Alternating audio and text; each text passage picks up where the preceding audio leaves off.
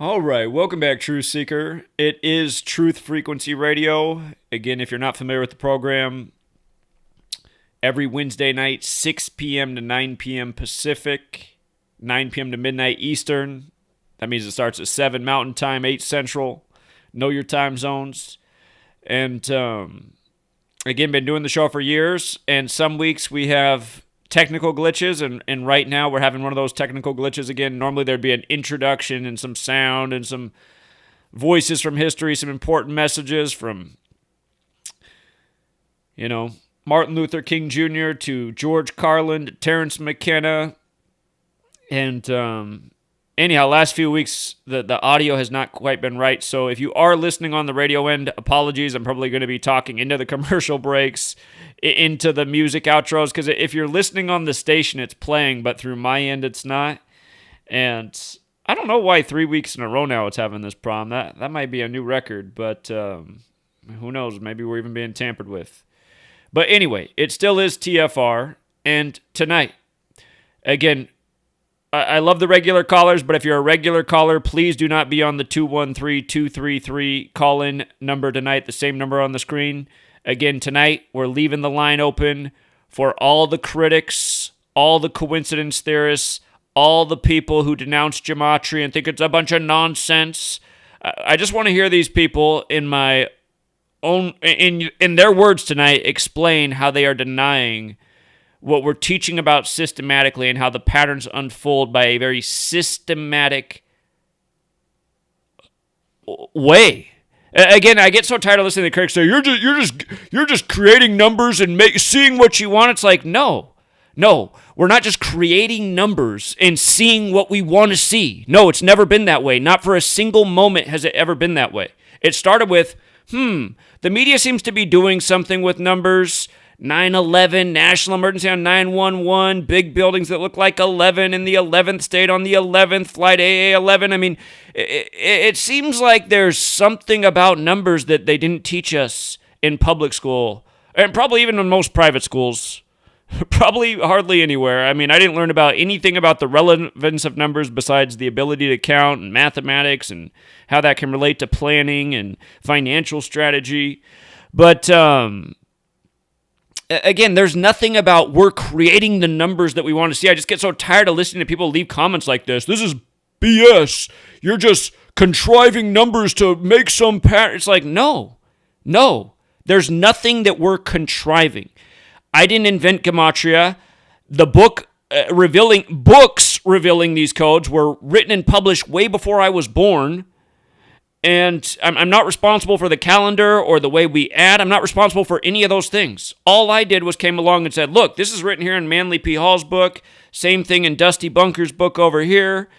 We've got a Dusty Hill dead today, which we'll talk more about in a moment. It seems that Wikipedia has some kind of sick joke. Wikipedia has made it so that the ZZ Top debut album, which equals 72 in Gematria, like how their singer's dead today at 72, but they're making it that they're saying that album had 201. It was number 201 in the country the year it debuted. 201. Again, last week we spent all week talking about 201. If you're new here, but anyway, we'll talk about ZZ Top later.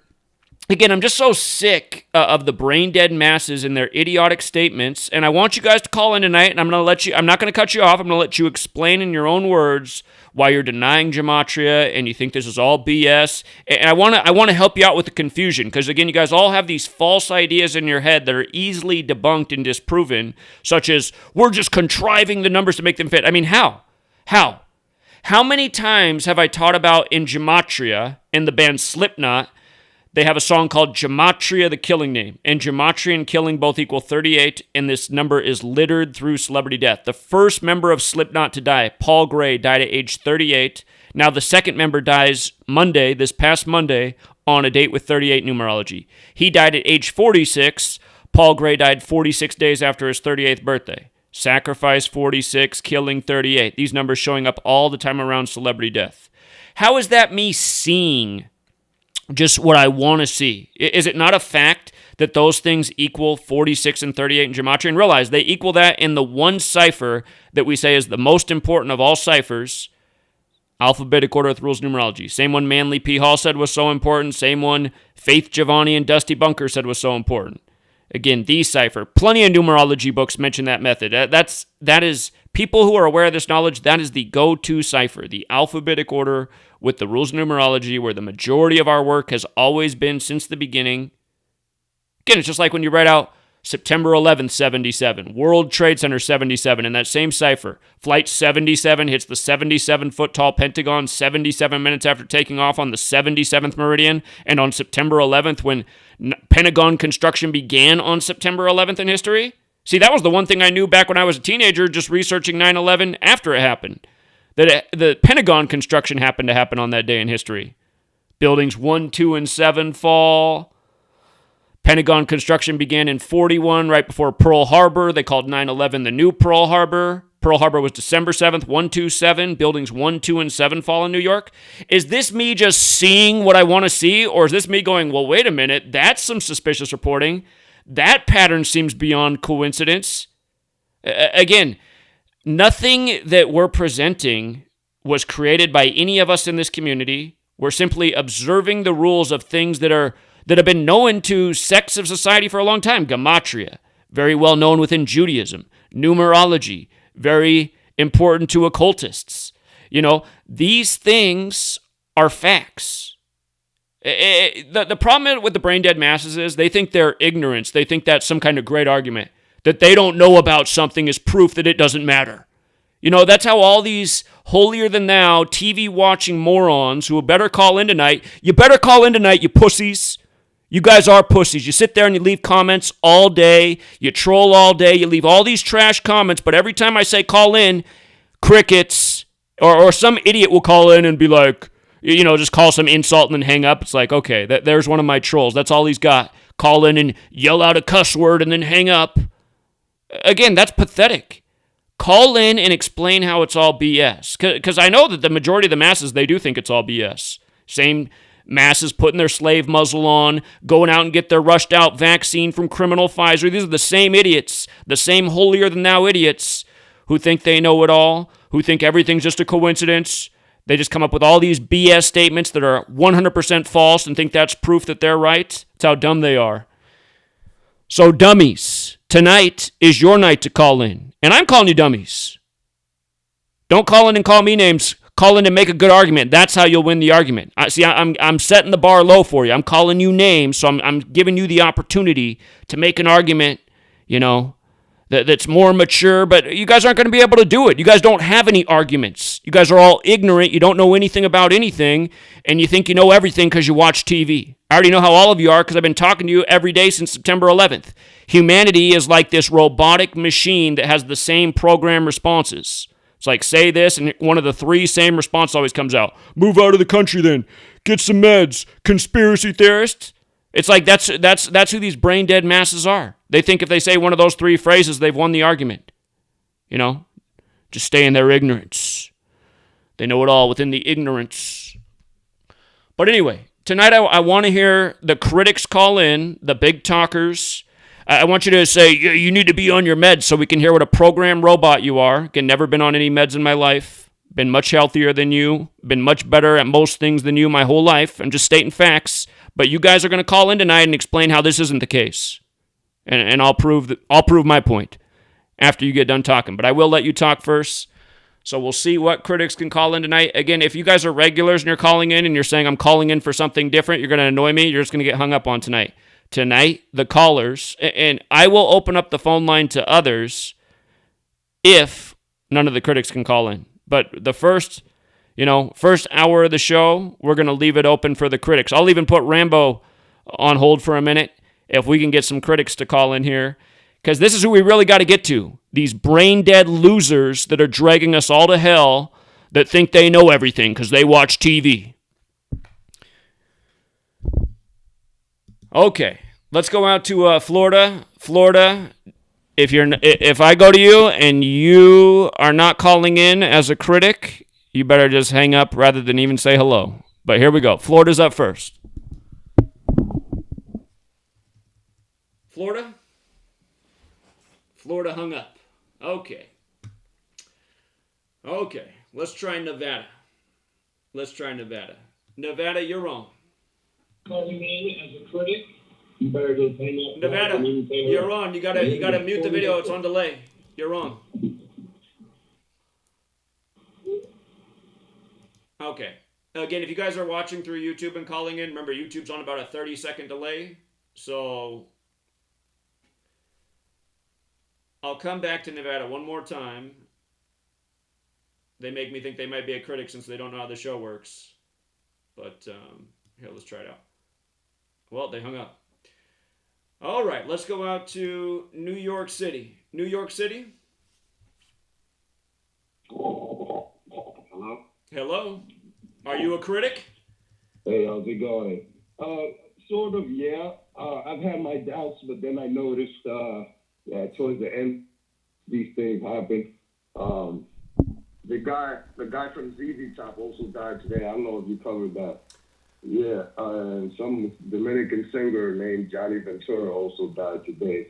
So it just made me think, like, man, this is this is serious, man. But yeah, I just wanted to say that. All right, appreciate it.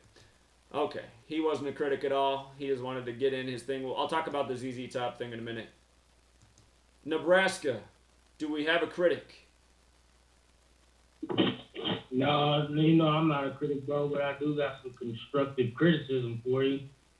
Okay, I'll take some constructive criticism. That'll have to be runner-up here, because it's just what I expect from all the shit talkers in the comments. A no-show like always, because they know they have no ground to stand on. But okay, what's the criticism? Well, yeah, about the shit talkers. I scrolled through most of the comments, Zach. I seen a few, like, bad comments, but most of the comments was, uplifting and agreeing with what you were saying. I didn't see too many negative comments, so I would just say, like, don't even worry about those guys. Another thing with Gematria and sports, sometimes I think, like, you might put too much into Gematria as far as, like, live sports goes, because, I mean, you know as well as we all know, there's too much money involved for it just to be, like, Gematria, just to control the outcome. Like, okay, they have to, like... Okay, so here, I'm just going to respond. I'm going to respond, again, for a long time, consistently winning, calling futures based on Gematria. So is it too much? No, we've done something in the world of sports that's never been done before. And again, the thing is, our winning percentage on daily games has gone down in the last 3 years. I think that's because so many people have learned it and so many people are exploiting it and killing parlays off of it. But still, consistently winning, hitting the majority percentages, which is not true for any other people who gamble every day are addicts who lose consistently and make money for casinos. That is not true for people in this community who are smart with the knowledge. So anyway, man, also not following the directions.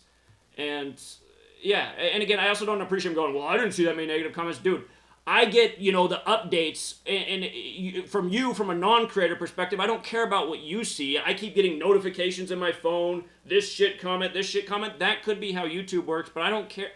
Again, it's like you're trying to argue with me, like, I didn't see that many negative comments. You're acting like there was more in the video. Can you please just shut up, man?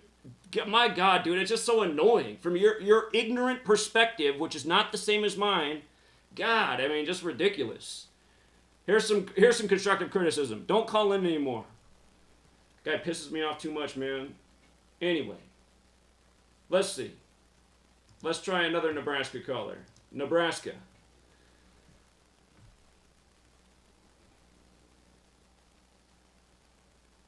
Nebraska, nothing.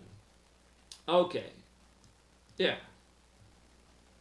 And again, yesterday, 2 days in a row. Again, just dominate the world of rig sports. And we used to be able to do that seemingly like every day. And now it ebbs and it flows, but still. Even on bad days, most days, we still stay well ahead of the curve. So, yeah, I just, annoying comment. Maybe too much with Gematria and sports. I mean, just shut the fuck up, honestly, man. On the 201st day of the year, what they just did with the Bucks and the Bucks, you're an idiot. You're an idiot. Annoying-ass Nebraska accent, too. My God, man. Stupid-ass fucking people, dude. I gotta be real. Chris Gio said we can cuss in good taste. To me, when I feel like cussing, it's in good taste. And, Yeah, it's so annoying. It may be too much. Dude, what the fuck could you prove about who's rigging sports if you didn't know Gematria in 201? Come on, moron. Flyover country. Come on. I get mad because people are stupid. I get mad because people are dumb. Maybe you're too much with the Gematria. Shut the fuck up, man. What the fuck have you ever proved? That you're a moron? My God, man. Anyway, I just see regulars calling in. I recognize some of the numbers. I don't want to take calls from regulars. I'll sit here and won't take any calls just to make a point. Where's all these fucking losers that leave comments all day talking shit but can't call in and defend their point? Come on, fucking moron. I said I'm going to give you the floor. I'm going to give you the floor. I'll give you 2 minutes to run your mouth. Make yourself look stupider than you already are. Who wants to call in tonight?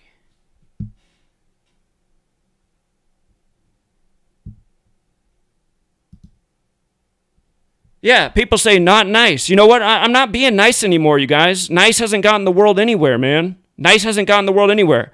You think I want to hear some guy call in for years and then at this point say, maybe you give too much credit to Gematria and sports? I mean, shut the fuck up, man. No. Proving things ice cold. How rigged the game is. Who's rigging the game?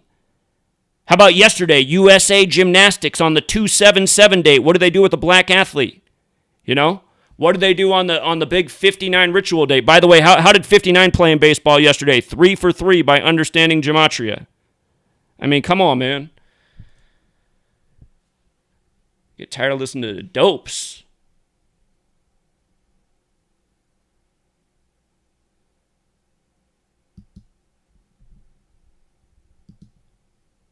Here, let me take another look at the call board. Okay, we've had a few new calls come in. We'll check out these 3 new calls and see if any of them are critics. Let's go out to Monterey, California, 831. Hello? Hello? Hello? You're on. Yeah, the other night I heard you, I was listening to your show and you wanted to know what 239 was. I didn't want to know what 239 was. 52nd prime. I've talked about it a million times. It's how we called Eagles versus Patriots in week 3 of the NFL season. Trump taking on the protesters on September 23rd, 23/9. Flag sewn at 239 Arch Street, 52nd prime. Big number with government authority. The Pope. That's why the Pope was at the, White House on the 239th day. It's 9/11 backwards twice. No. They're planning another. No. First of all, don't call in and say, I know what 239 is. I never asked what 239 is, man. I've been shown what 239 is for 8 fucking years. 9/11 backwards? No. Talk about seeing what you want to see. That's something we don't do around. It's not 239 is 9/11 backwards. No, it's not at all. I'm sorry. It's not 9/11 backwards. I mean, that's just complete bullshit. That's probably one of the critics right there who leaves the dumbass comments that calls in to make us look like a bunch of dumbasses saying 239 is 9/11 backwards. It's not. Let's go out to 818. What's going on, 818? Hey, what's up, Zach? How you doing? Are you a critic? Oh, no, not at all. Okay, well, that's not what we're doing tonight, man. We just want critics to call in tonight. That's all we want to call in tonight. Well, I'm just going to keep a positive energy. Just wish you the best and keep doing your thing, Zach. A lot of people really... I appreciate it, man. I don't mean to mute the positive energy, but that's not what I'm doing tonight, you guys. I know there's the whole, spiritual waters, positive vibrations. All that's nice and important, but that's... What the world needs right now is a fucking revolution, and I don't know if all the positive, cheery, I'm doing well in the fucking tyrannical takeover right now and just keeping my vibration. I mean, that is important, but you guys, we are so fucked right now as a people if we don't fucking do something. Where are all these fucking losers dragging us all to hell who hate the truth and talk shit about it and have always been against people like me who've known what the fuck's going on for 20 fucking years and called it out in spades? Where are the critics at? Washington, D.C., 202. I think you're a fucking retard, okay? Okay, why? Explain why. Explain why. Motherfucker. Explain why. Explain why. You're fucking crap shit. Explain fucking why. Number of shit. Explain why. Okay? Explain why. 201. Fuck is this crap? Okay, you sound like an idiot. Sorry. No, see, if you want to call in and be critical tonight, you got to do more than that. That was fucking pathetic. That was a fucking loser right there who just went 201 and all that. Yeah, here, 201 and all that, you fucking idiot. Let's look. Let's look if it's 201 and all that. Here we are, second Wednesday in a row. Tell me what's going on. ZZ Top singer is dead at 72, right? We're talking about a world-famous band, Texas band that put out 15 albums, Texas 15. But what's Wikipedia do today? Wikipedia says that ZZ Top's first album was ranked 201 in sales and 71 when it came out. 201, really? That's supposed to be the U.S. top 200, so how the fuck is it 201 anyway? Why does Wikipedia have their thing adjusted to 201? Well, remember, he's dead at 72. 72 is a Jesuit order number. The Jesuits were created August 15th, 1534. A date with 72 numerology. When they were reinstated by the Pope, it was the 359th day of the Pope's age, the 72nd prime. So, we have the ZZ Top bassist dead at 72 today. Wikipedia says that, their first album was 201, big Jesuit number. And again, their first album was called ZZ Top's First Album, which equals 72 in the most pure cipher. He's dead at 72. Run the alphabetic order in reverse. Jesuit order 72. Run the alphabetic order in reverse with a the in the front. The Jesuit order's got the 201. 201, 72. Consistent patterns. You know? Their second album came out in 72. It came out on 4/4, fateful date. Singer's dead at age 40. Or not, he's dead at age 72. You know? His birth name was not Dusty. That was his nickname. Dusty equals 28. He's dead on the 28th. Rambo, always talking about Mercury, Wednesday. Mercury has the gematria of 40 and 103. ZZ Top is 103. Dusty Hill's 40. He's dead on a Wednesday, named after Mercury on a 40-date numerology. So pretty numerological death. And again, for the fucking moron who just called in, there's one more 201, dumbass. And if you don't think Wikipedia manipulates things, again, you weren't part of the winning group with Medina Spirit in the Kentucky Derby. We were all over Medina Spirit because Wikipedia, part of the reason was because of Wikipedia. They updated their photo the night before the Kentucky Derby with Bob Baffert with a big 201 in the background just because he was holding up a trophy that was blocking out the final part of the year. So it was like, I forget what year it was, 2014 or whatever it was, but you couldn't see the final number. All you could see was 201. And his jockey was the only jockey coming into the day of the Kentucky Derby with 201 races under his belt for the year. And they call it the Run for the Roses, which is 201. And last week, on the 201st day of the year, the Bucks are at the White House after Brady throws for 201 passing yards on the day that the Bucks win the NBA Finals. Bucks and Bucks. I mean, thanks for calling in, critic. You expose what my critics are. Fucking losers. Here, let's see who's up next. We got Germany. Let's see. Is this going to be a critic? Germany? Who? Germany. No, you're calling me Jeremy. Germany. Are you a critic? Yeah, Germany. Yeah. So I am a critic of you only for one thing, that you do not accept. And I'm not a flat earther, but you don't accept the flat earth. You ridicule the flat earth. And I don't understand why heliocentrism you just written off as not an option when it is so numbered, and everything to do with the world being a globe is bullshit, but you don't seem to touch on that subject at all, whatsoever. All right. I appreciate the call in. I'm going to respond with him on mute. Flat Earth.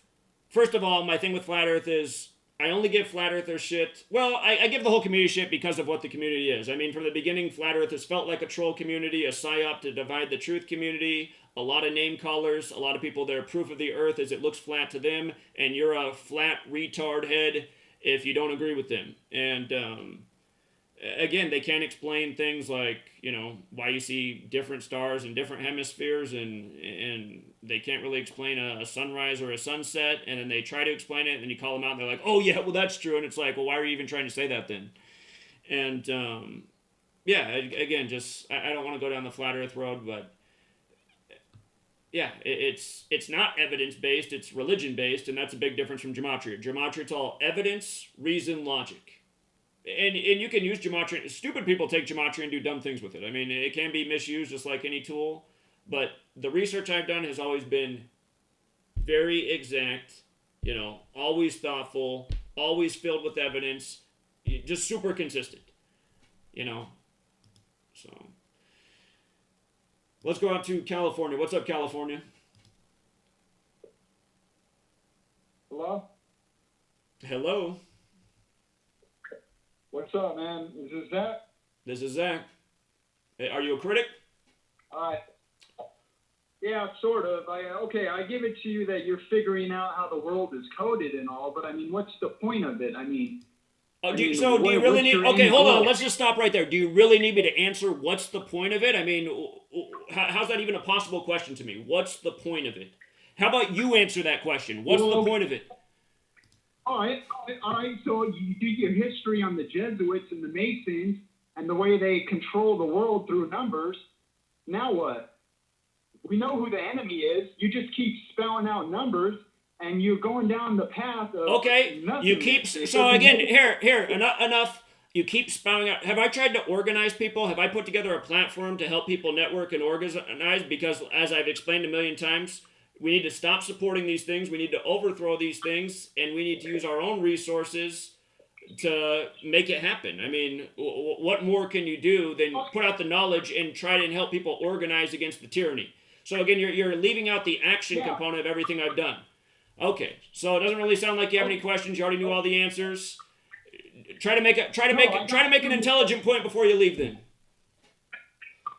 All right. Well, how are you supposed to make a change with the system the way that it is stacked against us? You think you're going to do anything with your stupid little community? I mean, yeah, you guys know all the numbers. Again, see, you're ridiculing. It's because of people like you who haven't helped share the work and build the network and made this a massive community, what it should be, based on all the evidence and all that we've accomplished in 8 years. Again, it hasn't become what it should be because of losers and incompetent people like you. So please, change your attitude, and next time you call in, I hope you don't sound like a fucking loser. Till next time. Okay. Let's go out to Florida. What's up, Florida?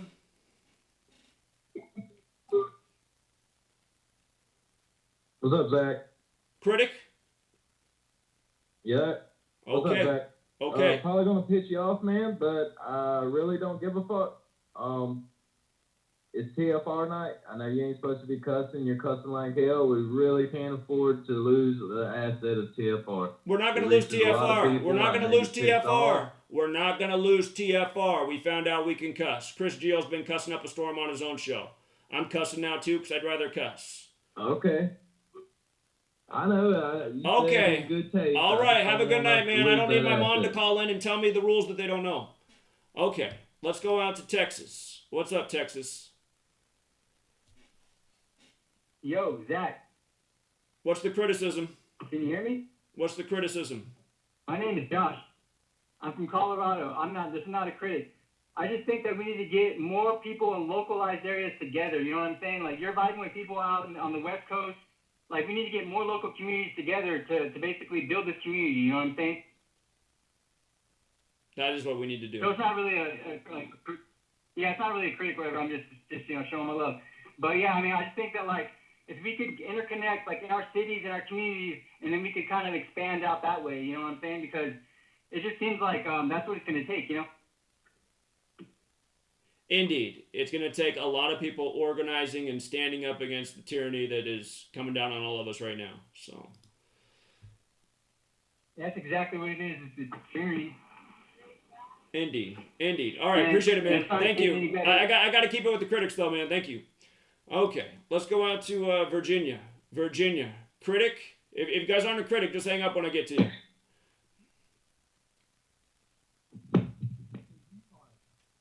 Virginia. Hey, retard.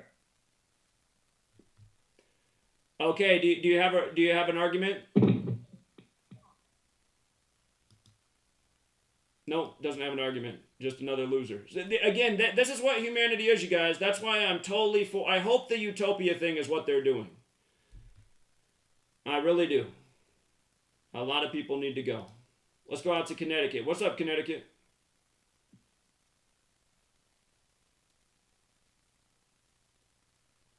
Connecticut hangs up. Must not have been a critic.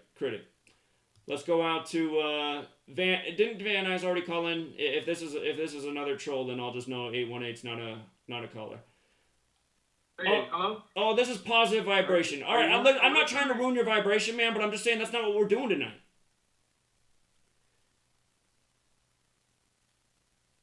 Hello? You're on. You call back. Must be important. I'm calling to pretty much see if you're not going to mute me after 10 seconds. I did have something to say earlier. Okay, and I announced though I made a preview for the show. Astrology. Okay, I'm sorry. I'm muting you again, man, because again I made a preview for the show. I said what tonight's show about, and I said after the first hour, if people don't call in, then I'll open it up to other ideas. You're not following directions. You're fucking up the show. Okay, Mr. Positive Vibrations. How about pull your head out of your ass and pay attention to what's going on? What's up, Georgia? What's up, Zach? What's up, all the people paying you fucking $30,000 a month for your Patreon? Jesus Christ. No one's getting rich off this shit, so I don't know how this shit is even fucking real. Okay, so again, where do your facts come from, and why are you calling to make that statement, which you can't back up at all? And again, what's the real criticism of the work? I've been following you on your Patreon and losing hella money for, I don't know, You sound like a total troll. So you would follow me for years and years losing. That makes a lot of sense. Again, you guys are proving my point. Well, yeah. Again, I'm just muting this caller. Just another fucking loser. Calls him with a false statement, then says, I've been following you and losing money for years and years. Well, then you're a fucking retard, because real people in the community like Big Al who come out to the streets have been making money for years and years. And I don't know who your jackass is, but I guarantee you're one of the trolls that sits on the Patreon as your fucking job and harasses the community all day. Probably like the same piece of shit who came out to Seattle and blasted Katy Perry's I Kissed a Girl, a title that equals 201, to drown out what I was saying about Event 201 to a crowded Pike's Place market. See, you guys, the reason I'm frustrated is because there is a full-time force of fucking losers that have nothing but just, troll tactics and harassment and starting shit and creating drama and spreading false rumors, and of course all the susceptible morons follow suit.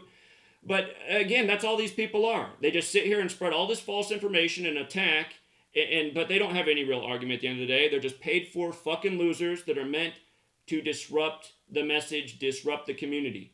And the problem is, I see that humanity is not above it. Humanity is not as dedicated. Again, when I was in Seattle, who was on the corner with me first in Seattle when I got there? The fucking paid for troll. I had to wait hours before another follower showed up. Think about it.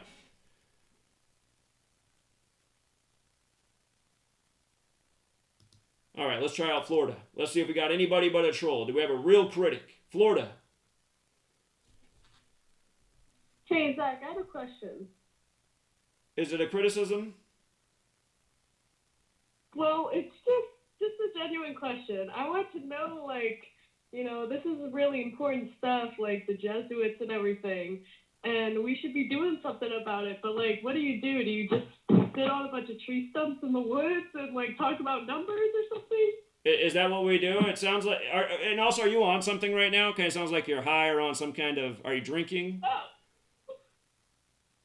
No, I don't drink. I don't smoke or anything, so that's an assumption that's kind of... Okay, so what do you call going out into public and trying to educate people and get them the information they need so that we can stop an agenda? What do you call doing that? Is there anything else besides spreading knowledge and information when you're trying to overcome an agenda that's about controlling people's minds through information? I know, but what if you're controlling people's minds? How am I controlling people's minds? I don't know, you're just spreading all this crazy talk. So what's the crazy talk? So what's the crazy talk then? I don't know. I think you can make all this stuff up. I think you made up. How can you make it up? How can you just make it up? How is A1, B2, C3, D4, how's that made up? Isn't that just the alphabetic order, letters to numbers? Again, just dumb, man. Are you guys paid to call in? I mean, is your life this boring that you would call in to somebody dedicated to trying to make the... I mean, I can't even listen to it. This is just fucking trash human beings, you guys. Don't you think that person should be thrown in a wood chipper? I mean, straight from Fargo scene. I mean, get the fuck out of here. Just a fucking loser, man. A society of fucking losers, you guys. I'm not painting a pretty picture to it, man. This is what it is. It's a society of fucking rejects. I've known it since I was a child, man. That's why some of us didn't belong in public school with the circus creatures, and I mean, it is the animal farm, man. Oh my God. Right in the wood chipper. Missouri. Missouri. Hey, Zach. So look, I was calling because you said that that the Lakers and the Nets were gonna meet, but the Lakers didn't meet, man. Then you wrote the Bucks did. Once the Bucks won 97 this, 97 that, man. Right. See, this is hop on whatever's winning, man. I'm gonna be honest. You know, I'm gonna be honest too. I'm just gonna shut off your call. You're the same fucking losers that sit on my Patreon and post the same shit all day. Okay, so you sit and watch all these futures hit all year, and then one misses. And by the way, who were our backup teams in the West and the East? The Suns and the Bucks. So we weren't far off. If you took our advice from the beginning of the season, you should have won money. You know, we had it narrowed down to 4 teams. 2 of them ended up in the finals. Okay, year before that, dead on. How many years dead on in all the sports? How many futures have hit since? The Lakers thing didn't come through. Okay? Novak, he's won all 3 of the major tournaments so far this year, like we said he would at the beginning of the year. You know, golf, we just smashed another 40-1 golf. 2 of those this year. Plus all the other futures that already came in. Football, you know, both of them, college, pro. Everything else I'm forgetting. Plus all the other years. I mean, that's why it's just fucking annoying to listen to these retards. What happened to that one? How about, here's what happened to it, moron. Finally fucking missed one. And now you jerk-offs who've been waiting for a year to say something finally have something to say. How fucking pathetic are you? That's my response. Okay.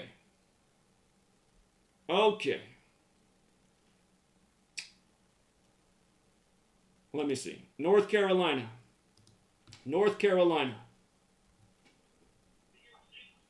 Hello. Can you hear me? I can hear you. Okay. This is from a critic. Jesus fucking Christ. Excuse me. I have enough to deal with, honey. You need to break away from this stupid rabbit hole garbage in life.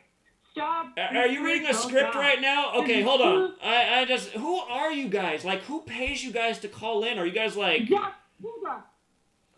I'm sorry. I'm not listening. I'm not listening to it. You're pulling. What? I mean, what? It's a YouTube channel. You don't have to fucking watch it. How do you even know about my show? You see, I'm not even gonna listen to this shit because I will let somebody call in who has a point to make, but there's not some stupid eat up the air troll time. No, we're not pulling people into a rabbit hole. We're revealing real information about how we're all being fucked. The world needs to know we're all gonna get fucked a lot harder than we already are. Okay? Again, remember who I am. I'm the guy who in 2013 who said if people don't wake up to the agendas being waged against us, we are going to be fucked by 2020, and tell me I was wrong. The morons still can't see because they're like, hey, this is just what's happening. This is just what has to happen because of the renamed flu cold pneumonia. Okay, moron. Here, let's see if we can get one decent critic tonight. Michigan. Michigan, you're on. Wait. Before 8? Sorry, no, Zach, right? Is that me? You're on. All right. I really do have to give praise first before really going into criticisms. You have blown my mind more than... I mean, I've read so many philosophers and stuff, but nothing even comes close to the shit that you are on. Nothing.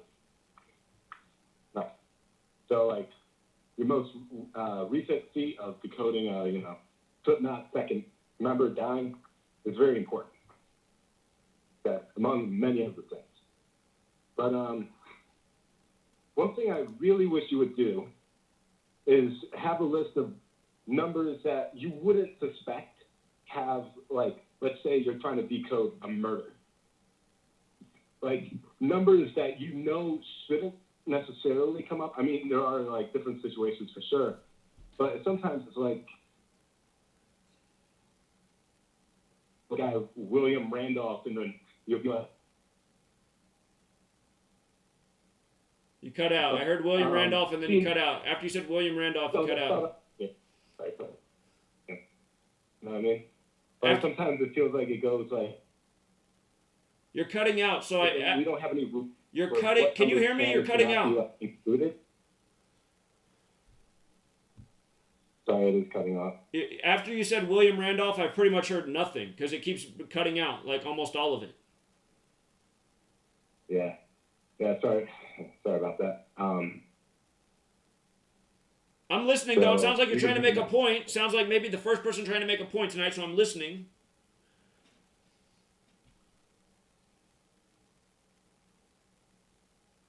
Okay. Yeah, it definitely cut out. So. Well, try it another time, man. I appreciate you making the effort. But again, I did hear the beginning when he said, like, try assigning some numbers that just don't matter. Like, again, where's he even coming from, though? Like, what's the point of that? What's a typical video of mine look like when we're talking about a murder decode? It looks something like this. It looks something like Joey Jordison. I mean, how many murder videos have I talked about with 38 and 46 in both of them? Just 38, 46 again and again. Both members of Slipknot, the band that did the song Gematria, the killing name, both of them die in 38, 46 rituals.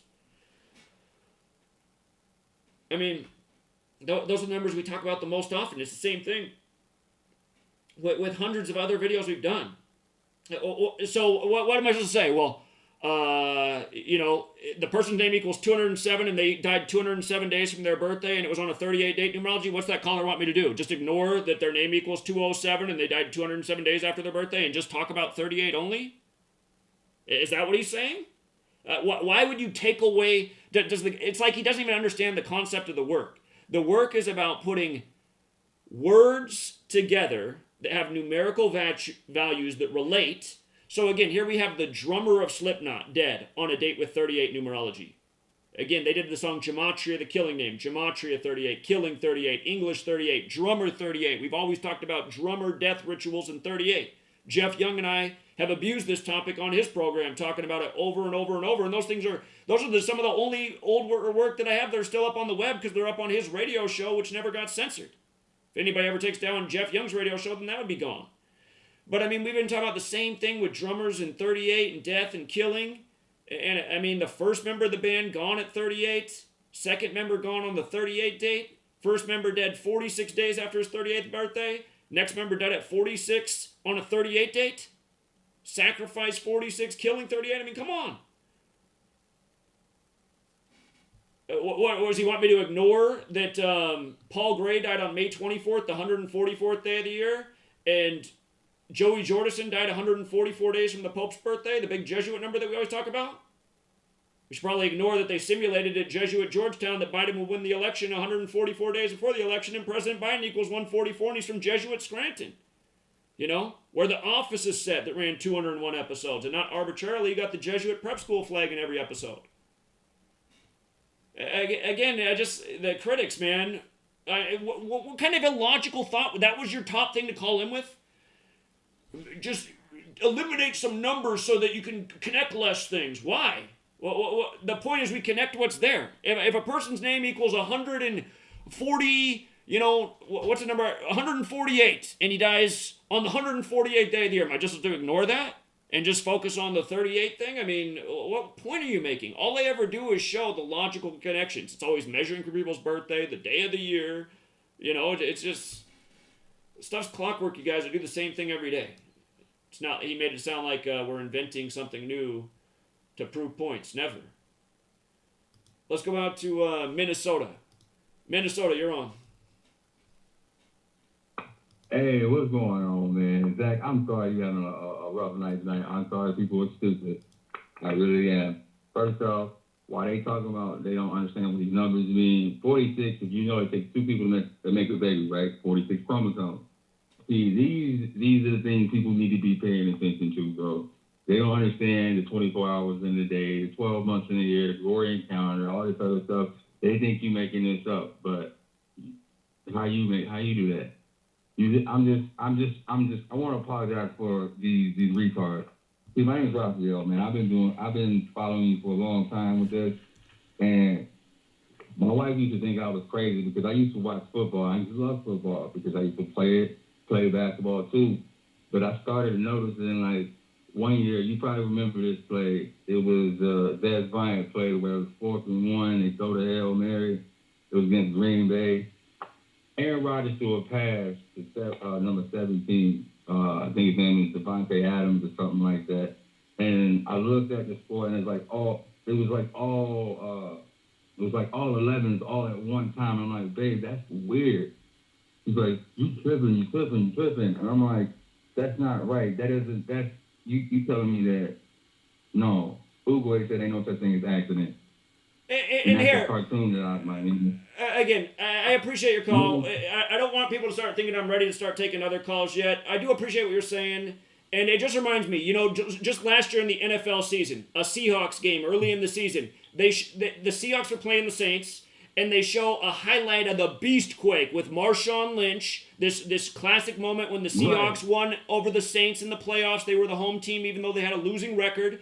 And then about 10 minutes later in the game, Russell Wilson scores his first rushing touchdown, and the announcers make a point how it's been a long time, and they put up the date of the last time Russell Wilson had a rushing touchdown. So I said, watch this. I just said, let's measure from today's game to that day. Of course, it's exactly 666 days, and they just showed you the Beast Quake. And what is it? Number of the beast, 666. What do we always talk about with beast? It equals 47. Seattle's up on the 47th parallel where the beast quake happened. Again, and it just happens to be that they're playing the Saints 666 days later so they could show. It's all a script. And for people to say that we're reaching and just seeing what we want to see, I mean, you guys are fucking retarded. 666, the number of the beast. What do you think I wrote the Bible? You think I wrote the Bible, morons? Come on, man. You cut me off. I'm going to prove you right here. I'm going to prove you right here. I live in Albert Lea, Minnesota. And the term Albert means chain for a watch that a conductor used to wear. And I know that the 93 is representation for time with the Jesuits. Am I correct? 93 has a lot to do with time. And I know that. Okay. Now, Albert Lea, the town that I stay in right now, where the lady that used to be on Happy Days, she's on a theater next to a Masonic temple in this town. And this is the town I live in right now. And we are on the 93rd, I think it's either latitude or longitude line. You can look it up right now. Anybody that want to question what I'm saying, you can look it up right now. Albert Lea, Minnesota is on the 93rd. I think it's on both lines, 93, and we got 35 and 90 that runs through our town, east and west, north and south. And there's some weird stuff going on in this town too. That's another story though. All right, man. Well, I appreciate it. I got to keep people on topic. But yeah, again, Minneapolis, Minnesota is 93 in the most pure cipher on the 93rd Meridian. A lot of big 93 rituals. Remember, Gonzaga's star player who's supposed to go number 1 in the draft on the 93rd day of the year. He hit the game winner from like half court, given the 93rd points on the 93rd day of the year. The Jesuit Pope's birthday, Saturnalia. Jesuit school, Gonzaga. Anyway, appreciate the call, man. Yeah, you have a good night. Appreciate it, man. Germany has called back in. Germany, since you're making such a great effort to get on tonight, I don't want to talk about flat Earth. It's just a distraction of a topic. I always say if you think the Earth's flat, that's just fine. But again, it's not an evidence-based community. It's a belief-based community. It's a religion. And that's why I'm not into it. I'm not into religion. Okay? I'm into open-mindedness. I respect the open-mindedness, the questioning, but again, flat Earth's been around in a big way online since 2015, and to date, no proof the Earth is flat. So, other than their own observation, which is not any intelligent man's way of, reasoning and proving things. Anyway, Germany, one more chance. Real criticism tonight. What's up? Anything else? I'm not talking about the flat Earth. Oh, you're not the same caller? No, I'm not talking about the flat Earth. Okay. Am I on? You're on. Good. Right. So, what do you think you're going to achieve by talking like aggressively fucking evil bastard, like to everyone that calls you up? Right. I know you want critics, fair dues. You can ask for them, but listen, mate. There's people that follow you.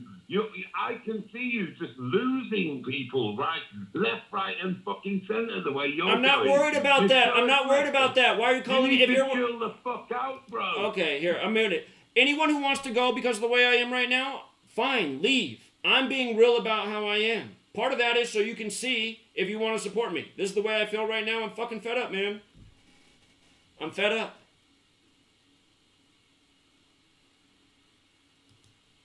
Let's go out to Illinois. What's up, Illinois?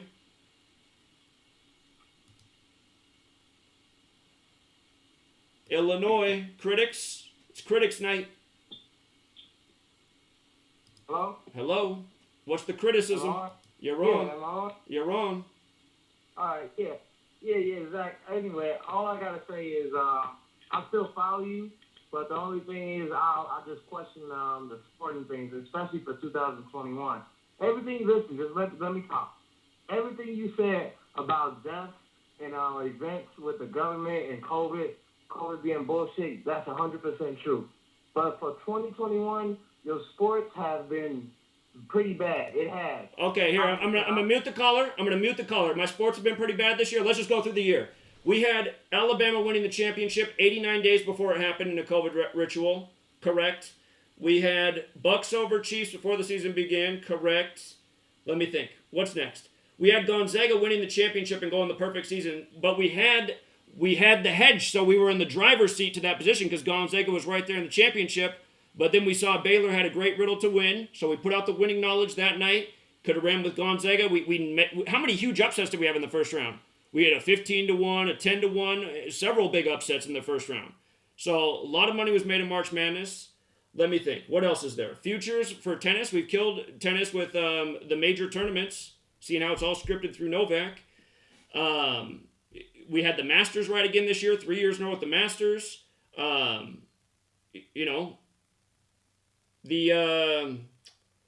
We've done well in several golf tournaments this year.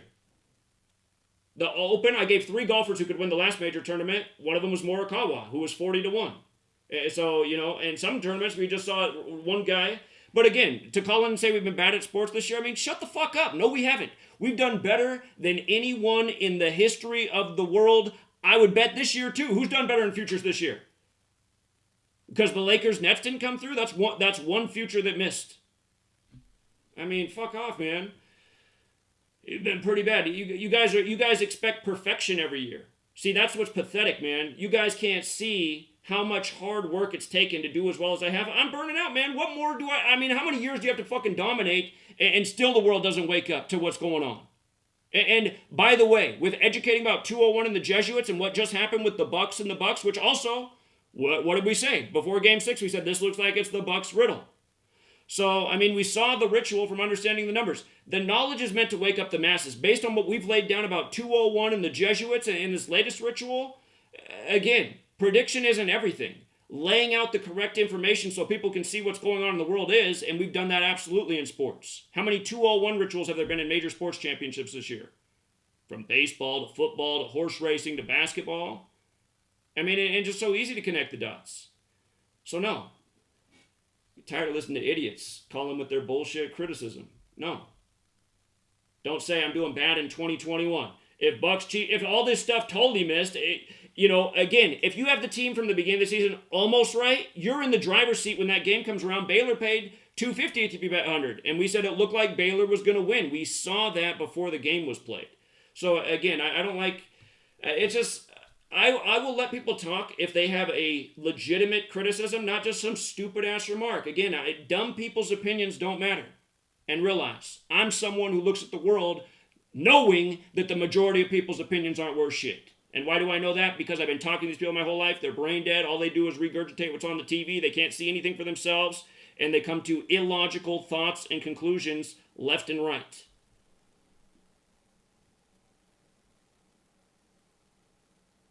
All right, let's try out Hawaii.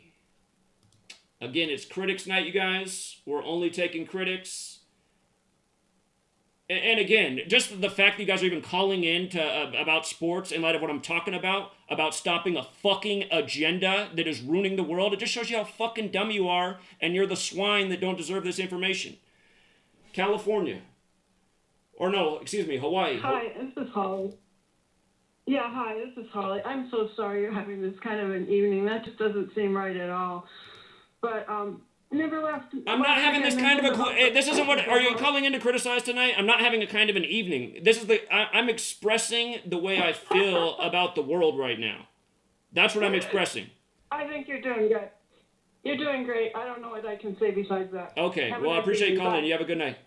All right, critics is who's supposed to be calling in tonight. Corpus Christi, Texas. Oh shit, my bad, bro. I didn't know it was critics only. I'm sorry. I'll end it. All right, man. Have a good night.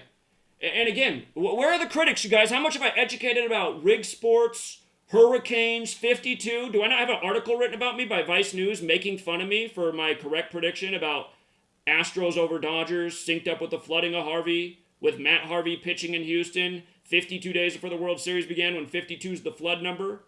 How we saw the day that Texas was going to flood before it happened? And now you got the Hurricanes winning their 52nd, or excuse me, not the Hurricanes, but you have the Tampa Bay Lightning winning their 52nd game of the season on the day the Hurricane passes over Tampa. Again, I think this is the problem, is just like the brain-dead masses who can't even see what's right in front of their face. How do you expect them to grasp that the people who control this world... Hold on, we got commercials coming in. We'll be right back from the commercial. Mainstream to YouTube and Google, the information you're looking for is buried by official narratives and propaganda. This is why TFR is 100% uncensored, unregulated, and listener-supported. The shows on TFR are not micromanaged by the station, and our hosts are free to speak their minds however they please. As such, the views and opinions expressed on our station are of those who make them. If you happen to hear anything offensive on TFR, please send us an email to toughtitty@tfrlive.com, and we'll be happy to tell you that we really don't give a damn. We stand for freedom of speech and non-censorship. If you also stand for free speech, you can go to tfrlive.com/sign-up and sign up for a TFR supporter pass and help us in our mission to keep the airwaves uncensored and unregulated. TFR Live, your uncensored and unregulated protection. An annual teeth cleaning reveals 3 previous rows of undiscovered teeth. A neighborhood flocks to a coffee shop bulletin board to read about fun upcoming events. And a partially faded hand stamp is undermining everything a prosecuting attorney says. This is the Onion Week in Review. In Chicago, Dr. Richard Kimball, a once eminent vascular surgeon and wanted fugitive for the murder of his wife Helen Kimball, was apprehended this week after disrupting a downtown gala and accusing his colleague, Dr. Charles Nichols, and pharmaceutical giant Devlin McGregor of fraud. The incident, which is the culmination of a sensational manhunt that has included Kimball escaping a prison bus, saving a boy's life in a hospital, and barely evading U.S. Marshals at a nearby jail, reportedly occurred only hours after Kimball subdued a one-armed man who he claims murdered his wife. Authorities credit their success in capturing Kimball to their array of highly advanced technology, including fax machines and phone taps. This week in Washington, D.C., 4 copy editors were killed in separate incidents amid the ongoing violence between the AP Style and Chicago Manual gangs. Police say the string of murders matches similar crimes all across the nation committed by the rival gangs of copy editors, both attempting to establish control over grammar and formatting rules. At this time, we believe that AP, Chicago Style, and possibly MLA gang members were involved in the violence this week, and we ask residents in major cities and publishing districts to avoid dangerous areas such as alleyways behind major publications, journalism schools, and newspaper factories. Police say their lead suspect is this former New York Times editor. And in local news, everyone at an office is planning a shooting spree for the same day. In other news, an Army commander is disappointed after reading the Facebook comments on his latest raid. An ornithologist is forced to participate in the History Channel's program, What If Humans Suddenly Became Birds? And a Walgreens manager is certain his dead father would have been proud of his Crest toothpaste display. For more, visit theonion.com.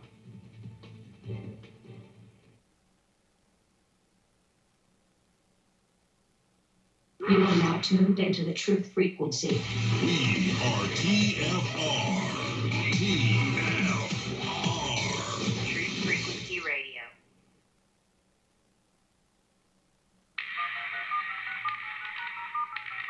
Condition orange. Condition orange. Situation Delta in effect.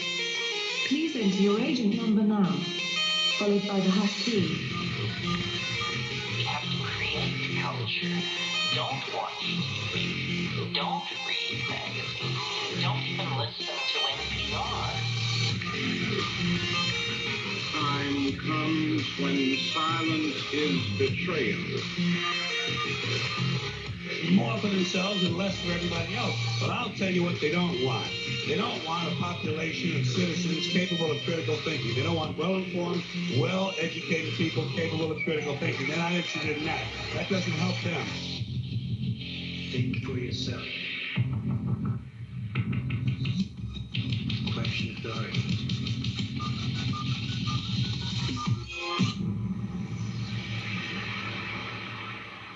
This code has been compromised.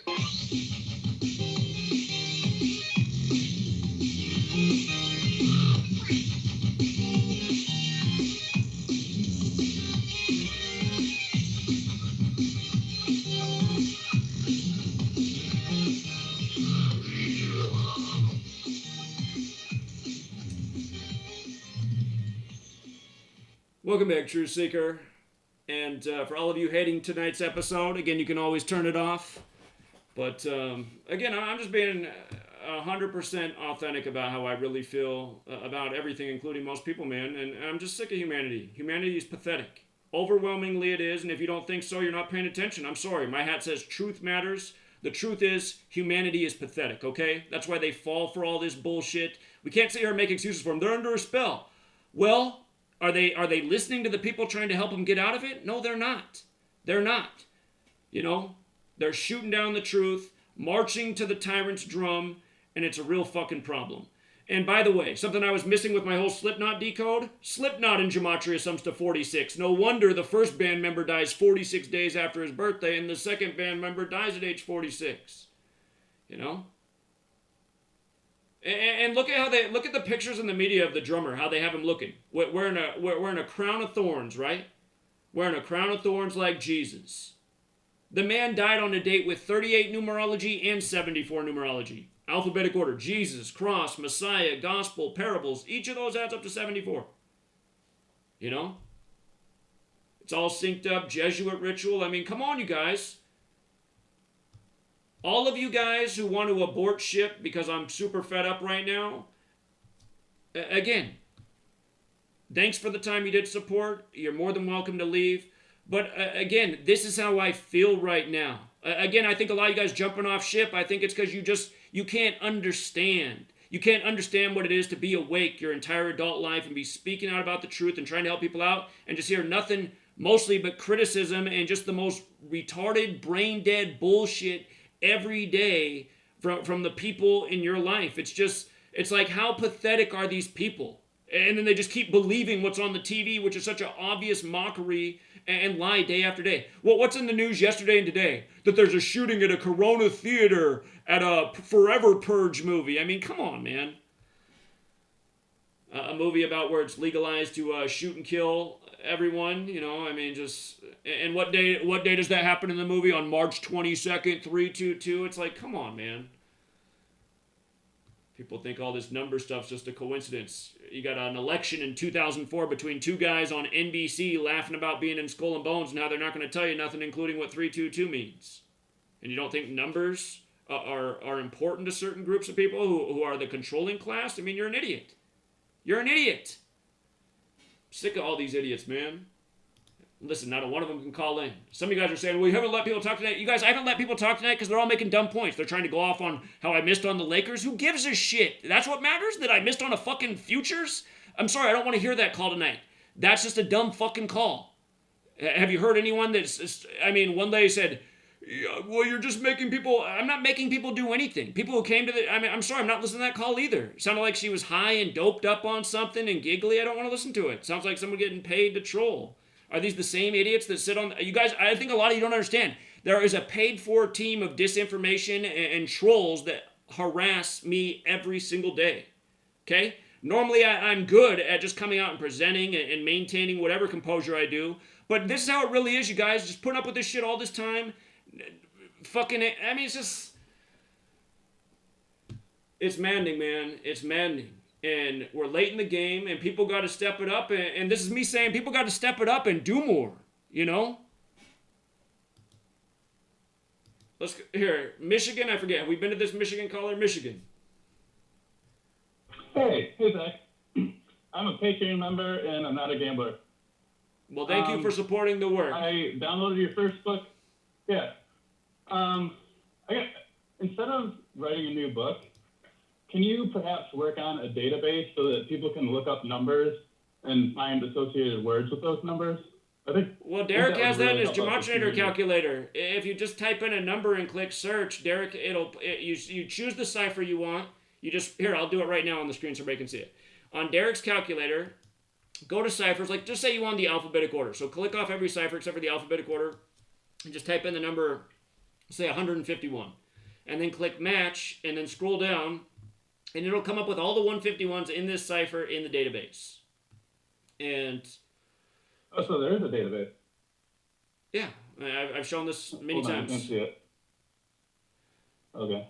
So, Gematrinator.com. I just wanted to say, what? Yeah, it's at Gematrinator.com. It's just how you got to know how to use that trick on the calculator to search for numbers in a cipher. Yeah, because if you see numbers coming up all the time, you can like search and find associated words, both positive and negative. Right. Yeah, something like that. Okay. But yeah, Mark Passio woke me up, and then I found you later, and I think you're doing the Lord's work, so great job. He's burnt out too, man, and I understand why. So,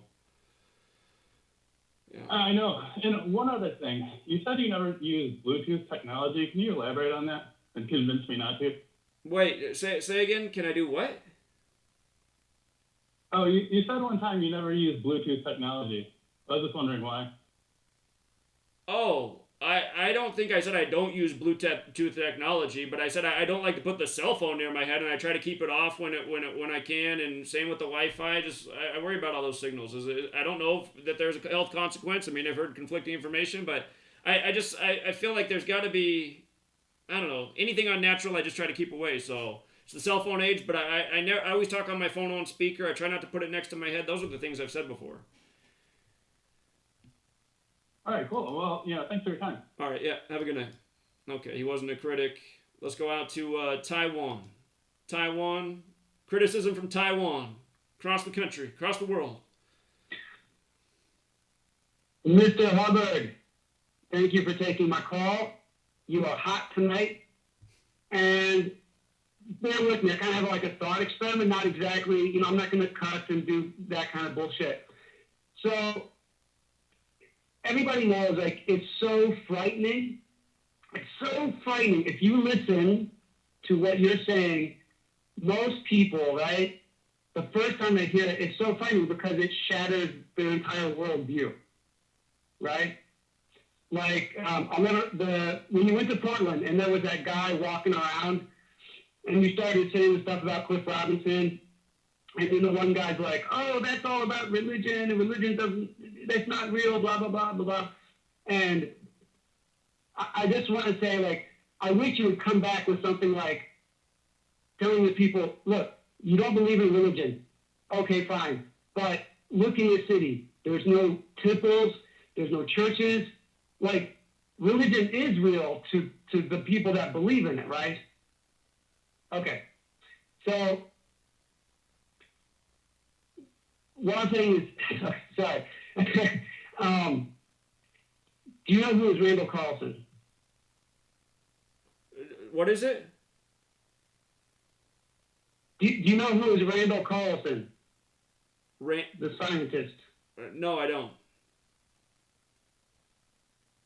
Okay, well, he's been on Joe Rogan and whatnot. I believe he's worked with Graham Hancock as well, if you're familiar with him. Anyway, he also talks about Gematria. Okay. And for me, so here, this kind of gets to my, if you want to consider it a good criticism at all, this would be my criticism. You need to connect, and maybe you do, I don't know, I can't, but you never talk about it in your videos. But like, what about these other people that have even bigger platforms than you? Would you be willing to somehow, connect with them and see what's going on? I don't know. Again, I've always tried to connect with bigger platforms. It's just most people don't even respond back. So, yeah. But I appreciate it, man. I'm going to let Rambo get on because it doesn't look like we have any critics, and I don't want to keep Rambo any longer. But I appreciate the call, man. Thank you for the support. Have a good night. And, yeah, Rambo, sorry for keeping you on hold, but I wanted to see if there were any legitimate critics with legitimate criticism of Gematria. And so far, it didn't happen again. So, how you doing, man? Hopefully better than me. I'm all right. I mean, it's glad to be on. Glad to be on. No, I'm getting the feedback. I'm hearing the echo. How's that? Okay, okay, that sounds better.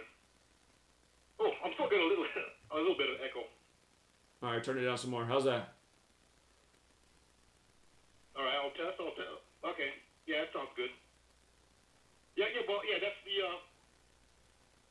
this is the phase we're in. Especially doctors, scientists, these people highly respected in their fields are, some of them are losing their jobs. They're getting fired. They're losing, their jobs in the media when you challenge the COVID narrative. So this is across the board for anybody who wants to tell the truth. And in the medical community especially, this is the reality we're in today for people who want to address the truth. They're going all out. This is this is the battle we're in. Indeed. So, later this year, in 2021, on September 11th this year, we will experience the 20th anniversary of the 2001 World Trade Center destruction. An occasion that is broadly perceived as a once-in-a-lifetime event. But when you analyze the news and history through the esoteric lens, which involves gematria, you see that September 11th was not once in a lifetime. Maybe the epic scale of the ritual was historically remarkable and unique, but that theme, the destruction of the Twin Pillars, has been performed for millennia. The destruction of the temples of Jerusalem by Babylon and Rome would be the oldest, most familiar of the Twin Pillar destructions, but just this year, 2021, ahead of the 20th anniversary of the Great Ritual, we've seen two sub-rituals of the greater rituals. The Champlain Tower condo complex in Surfside, Florida, included two twin tower buildings and a third, quote-unquote, middle pillar. One of the twin buildings no longer exists, completely demolished after partially collapsing on June 24th, Rambo, 2021. just a question. Do you have a post tonight? Oh, I didn't publish. Oh, yeah, I forgot. I'm sorry. I didn't press publish. I'm sorry. I just realized. Sorry about that. That's okay. That's okay. All right, I got it up here now. Oh, okay. Sorry about it. Okay, that's okay. Well, you didn't really need the visuals for my opening Indeed. statement. So yeah. So the title of the post is the Euro 2020 final. That's the soccer final. It's actually 2021, but it was so-called 2020 because it was postponed. But there's a lot more to it. It's a deeper ritual. The goat Judas sacrifice and the destruction of the Twin Pillars. So that's the title. So yeah, I was just leading up to that. The one of the Twin Pillars buildings, the Champlain condo complex in Surfside, Florida, no longer exists. Completely demolished after the June 24th, 2021 collapse. Now that date, June 24th, links that ritual directly to the destruction of the Twin Pillars of Solomon's Temple. The second temple was destroyed by Rome under Titus. Titus came to power on June 24th. Titus was a military leader when he destroyed the Second Temple.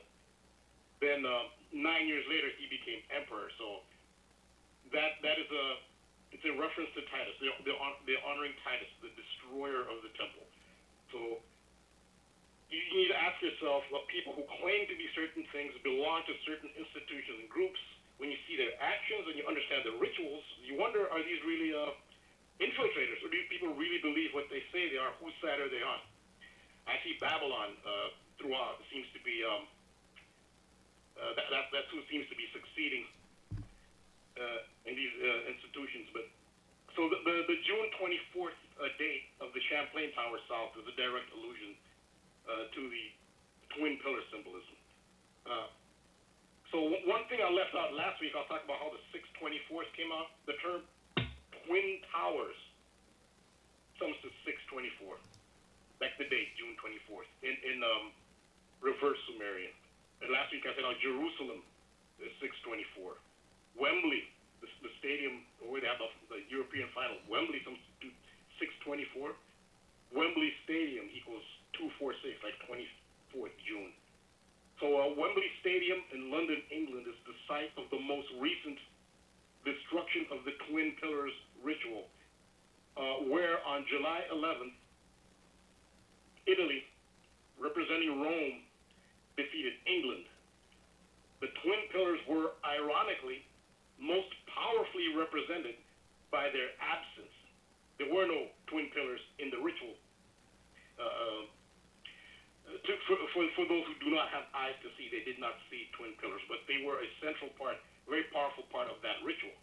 The Twin Pillars of the original Wembley Stadium had been ritually destroyed to make way for the current modernized stadium, whose signature feature is the solar arch, known in Freemasonry as the Royal Arch. So 2021 has been the year of the GOAT in sports. The Italy versus England European Football Championship final was ritually significant on multiple levels. At the original Solomon's Temple and Second Temple in Jerusalem, goats were a particular significant animal ritually sacrificed. 2021 has been the year of the GOAT in sports.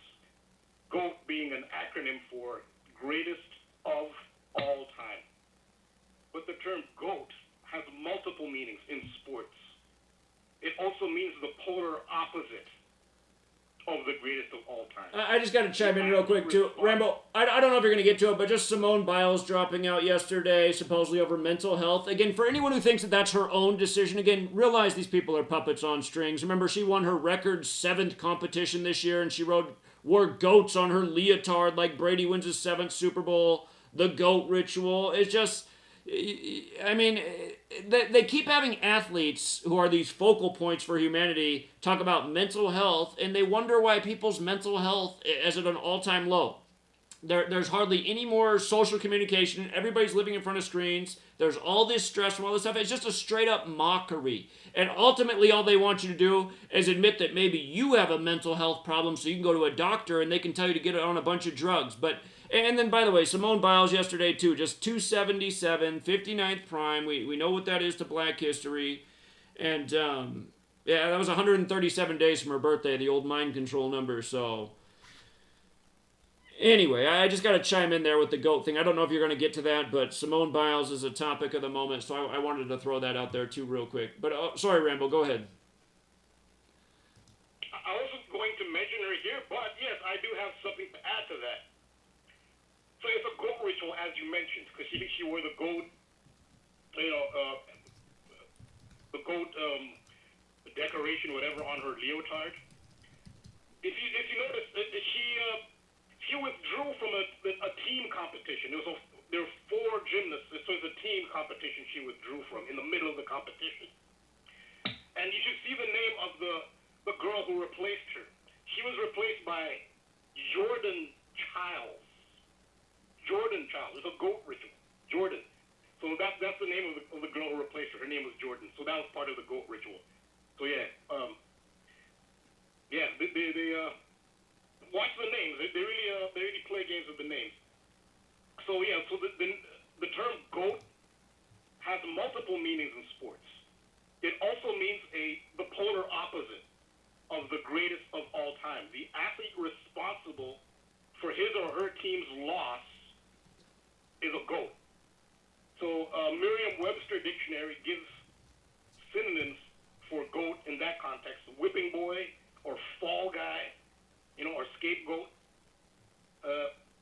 Also think about it. Simone, the U.S. were going to win the gold medal. And because Simone Biles bailed on the team, they finished second. Russia won the gold. So who's the GOAT? Simone Biles is the GOAT, but in the other context, as in the context of the person who caused your team to lose. So that's another layer to that ritual. She's a double GOAT. She's the greatest of all time, but she's also the culprit. She's the cause of the loss. So I don't know, most people won't see that, but that's part of their ritual. But when you take the oath, that's what you do. It's rigged when you win, and it's rigged for you to lose as well. So she's the GOAT as well in that context. So that's again here, the European final between Italy and England, after being tied after regulation and extra time, in American terms it's called overtime. They say extra time in football, soccer. It was decided by a penalty shootout. Each team takes 5 penalty kicks. They alternate. This is where the grand ritual took on another dimension after the penalty shootout. The racial coding that the Gematria community is all too familiar with manifested in the shootout. Despite the enormity of the pressure in this situation where it's the final, it's being decided on penalty kicks. It's just, you're on your own. You don't have your teammates to help you. It's just you taking the penalty kick. So that's the pressure on it. And England's manager, Gareth Southgate, which is a reference to the Southgate of Solomon's Temple, he inexplicably, and it's only inexplicable to those who do not have the eyes to see, he selected the least experienced player to take the 5th pressure kick. That made absolutely no sense. And this was a 19-year-old teenager. His name was Bukayo Saka. So Saka failed to score, of course, which clinched the title for Rome. But not only did Saka miss, but England's 2 previous penalty takers missed as well. So England's first 2 penalty takers scored. The 2 who scored were white, and the 3 who missed were black. This is kind of obvious with the rituals there. So those familiar with the racial code of Gematria 42 and 59, that's deployed on black people, will not be surprised that Bukayo Saka, the kid who took the last penalty and missed, his birthday is the 5th of September, 5'9", 59. If you want a more detailed breakdown on the racial coding aspect of that ritual, I highly recommend, and I sent a link in my post here, to the Twitter page of Anthony C. Davison. He's a very knowledgeable contributor. Should have his own YouTube channel and the site, but if you can get him on Twitter. I gave a link to his Twitter, and he goes in depth on the racial coding of that shootout. Also, The Illusion, he also has a YouTube channel, and he's done some work on that as well. I recommend him. I sent a link to his YouTube channel. He's also on Free to Find Truth platform, if you want to contact him. The Illusion. So the 3 players who missed were, in order, as pictured above, I show a picture of them on the post: Marcus Rashford, Jadon Sancho, and Bukayo Saka. So Mr. Davison observed that their last names together sum to 181, which is the 42nd prime number. But if you take their first names, Marcus, Jadon, Bukayo, it adds up to 59. So yeah, not to go too in depth on that, but look at Anthony's post and The Illusion, look at their work. I'm not really going to go in depth on that, but this really stands out. So another aspect to the racial coding of this ritual has to do with the slang terminology. This time it's the term choke.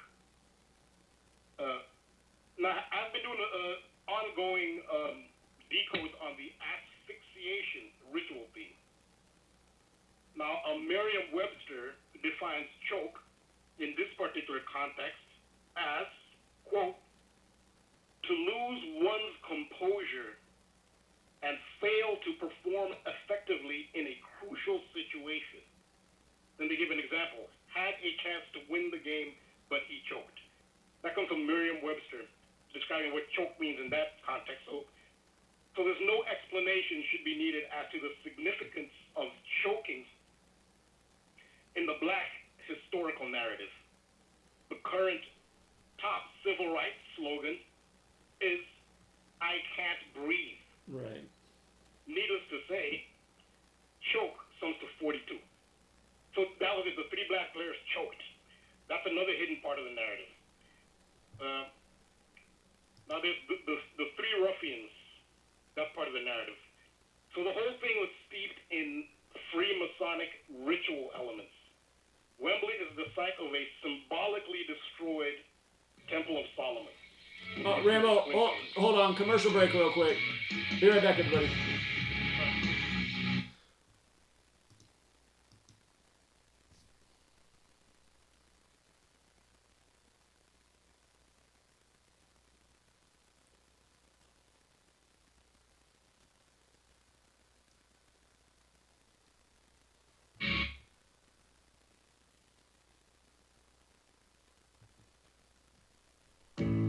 The reviews for Extendivite are amazing. Here are some from Amazon. September 2018.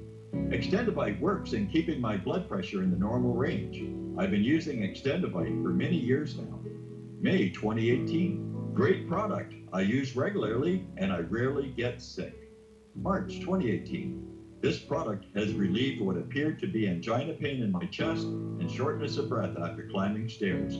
I'm quite happy about it. February 2018. My husband, son, and I have been using this product for a few months now, and we have noticed an improvement in our joints and blood pressure. Tell us your story. Get Extendivite today. To order, call 1-877-928-8822. That's 1-877-928-8822, or visit heartdrop.com. Extend your life with Extendivite.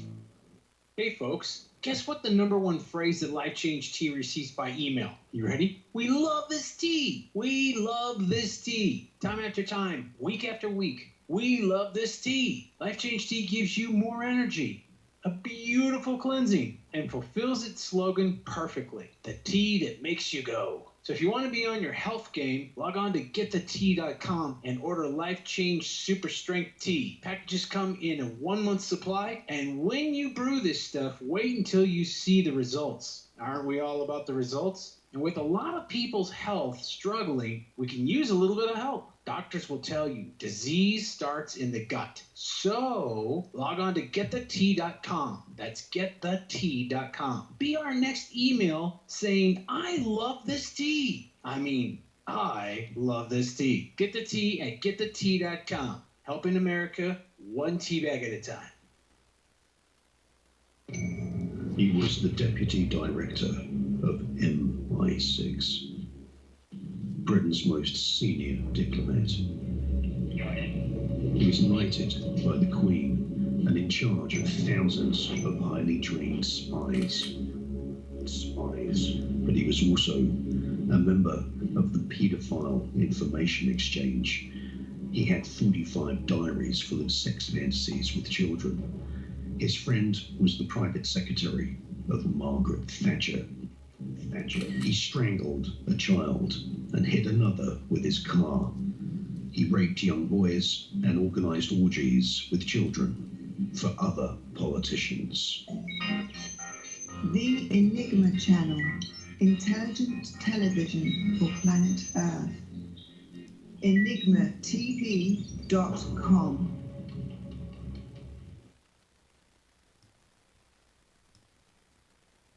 You are now tuned into the truth frequency. Your protection from deception.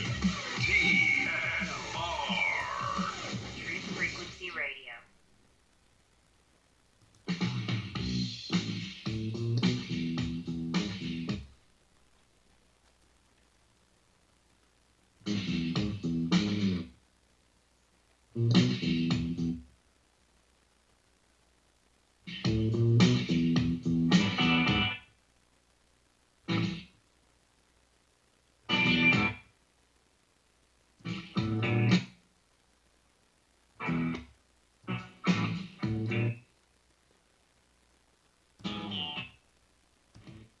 we're back. True Sticker. We got Rambo on. Before we go back to Rambo, I just want you to see CNN's updated headline. Simone Biles said she had the twisties. Now, I'm telling you, before I even decoded this, I just knew it was going to equal 157 because that was the number of yesterday's ritual. Yesterday, who was front and center was Ali Raisman, who's 157 like United States. The news about Simone Biles came on the day leaving 157 days left in the year. So CNN emphasizes the twisties. I mean, do we have a pattern here or what? The twisties, 157. She drops out on the daily. I mean, doesn't that just sound like a bullshit contrived term? And to emphasize that, why didn't they just emphasize twisties? The twisties. Again, you guys, that's why I hate my critics. I hate my critics. I consistently show what they do to you day after day, how it's just so obvious that it's all orchestrated in this simple code of letters and numbers. As soon as I saw that headline, I was like, watch, that shit's going to equal 157. The twisties, 157. And again, it was also 27/7, 277, the 59th prime, gymnastics 59, the number stamped all over Black history. Rambo's here talking about a different ritual with 59 in Black history. They happen all the time. You know? It's just... Also in the headlines, ex-cop who stormed U.S. Capitol is jailed after buying 37 guns. 157's the 37th prime American 37. But again, how come all the people getting arrested and in trouble are police, former police, military, former military? Again, it's a psyop, you guys. What I've explained since 2013. The country is a military psychological operations. That is what the United States of America is. That's a major psyop on January 6th. There were some people there who showed up who just wanted to be part of the rally. They weren't, they didn't know all was going to go down. They just wanted to be there to support Trump because they're caught up in the show. They still don't see the show for what it is. But the thing was a planned and orchestrated psyop. All simulated at Jesuit Georgetown. So... Here, let me go back to Rambo. I don't want to mess up Rambo's brilliant decode as always. But, yeah, what's up? What's up, Rambo? Yeah, I think these sudden mental breakdowns by top athletes, I think that's part of what they're coding, that this is a psyop, that we're messing with you psychologically. I think put all these different themes, they have like asphyxiation themes, things like that. I think this psychology is a theme for them, and I think the code is that this is all a psyop. It is. It's all about. It's the first rule of Hermeticism. All is mental. That is the first rule of Hermeticism. That's what it all comes down to. All is mental. That's why they're constantly messing with our minds and heads. Constantly. And they love to keep you in the low vibration and the fear state. Compliance through fear. So. Yeah, plus most the super elite athletes and celebrities have been subjected to trauma-based mind control. Known as MK Ultra, that's the CIA term, but it's trauma-based mind control. That's part of it too. So some of these people really do have mental problems because they've been subjected to trauma-based mind control since childhood. Most A-list celebrities have been subjected to that. So when she says she has psychological problems, I think she actually does, unfortunately. So this is steeped in Freemasonic ritual elements. All the elements of this soccer final. Wembley Stadium is the site of a symbolically destroyed Temple of Solomon. In Masonic allegory, the master builder of Solomon's temple, Hiram Abiff, is assaulted at the east gate, the south gate, and the west gates of Solomon's temple. His assailants are three fellow craft, second-degree Freemasons, collectively known as the Three Ruffians. Rashford, Sancho, and Saka most likely represent the Three Ruffians in this Masonic ritual. In Gematria, ruffian sums to 42. So I think it's pretty clear what the ritual is. Also, Three Ruffians. Early on, you were mentioning how multiple sports championships in 2021 have had the number 201 manifest. Well, here it is again. Three Ruffians, 201. I think that is precisely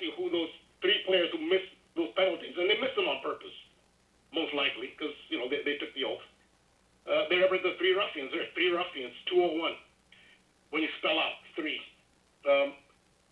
So ruffian in American terminology is like thug, which is a theme of the final, where there were reports of hundreds of fans storming the gates of the stadium in attempts to force their way in without paying.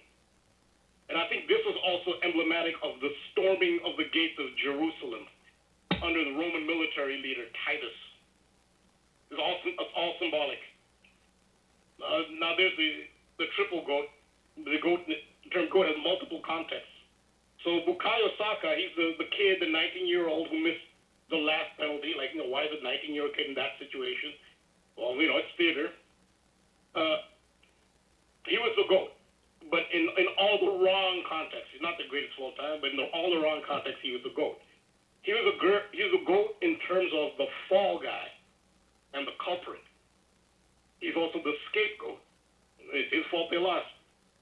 Also, being the youngest and least experienced player in the team, still a teenager, he's a kid, which is a baby goat.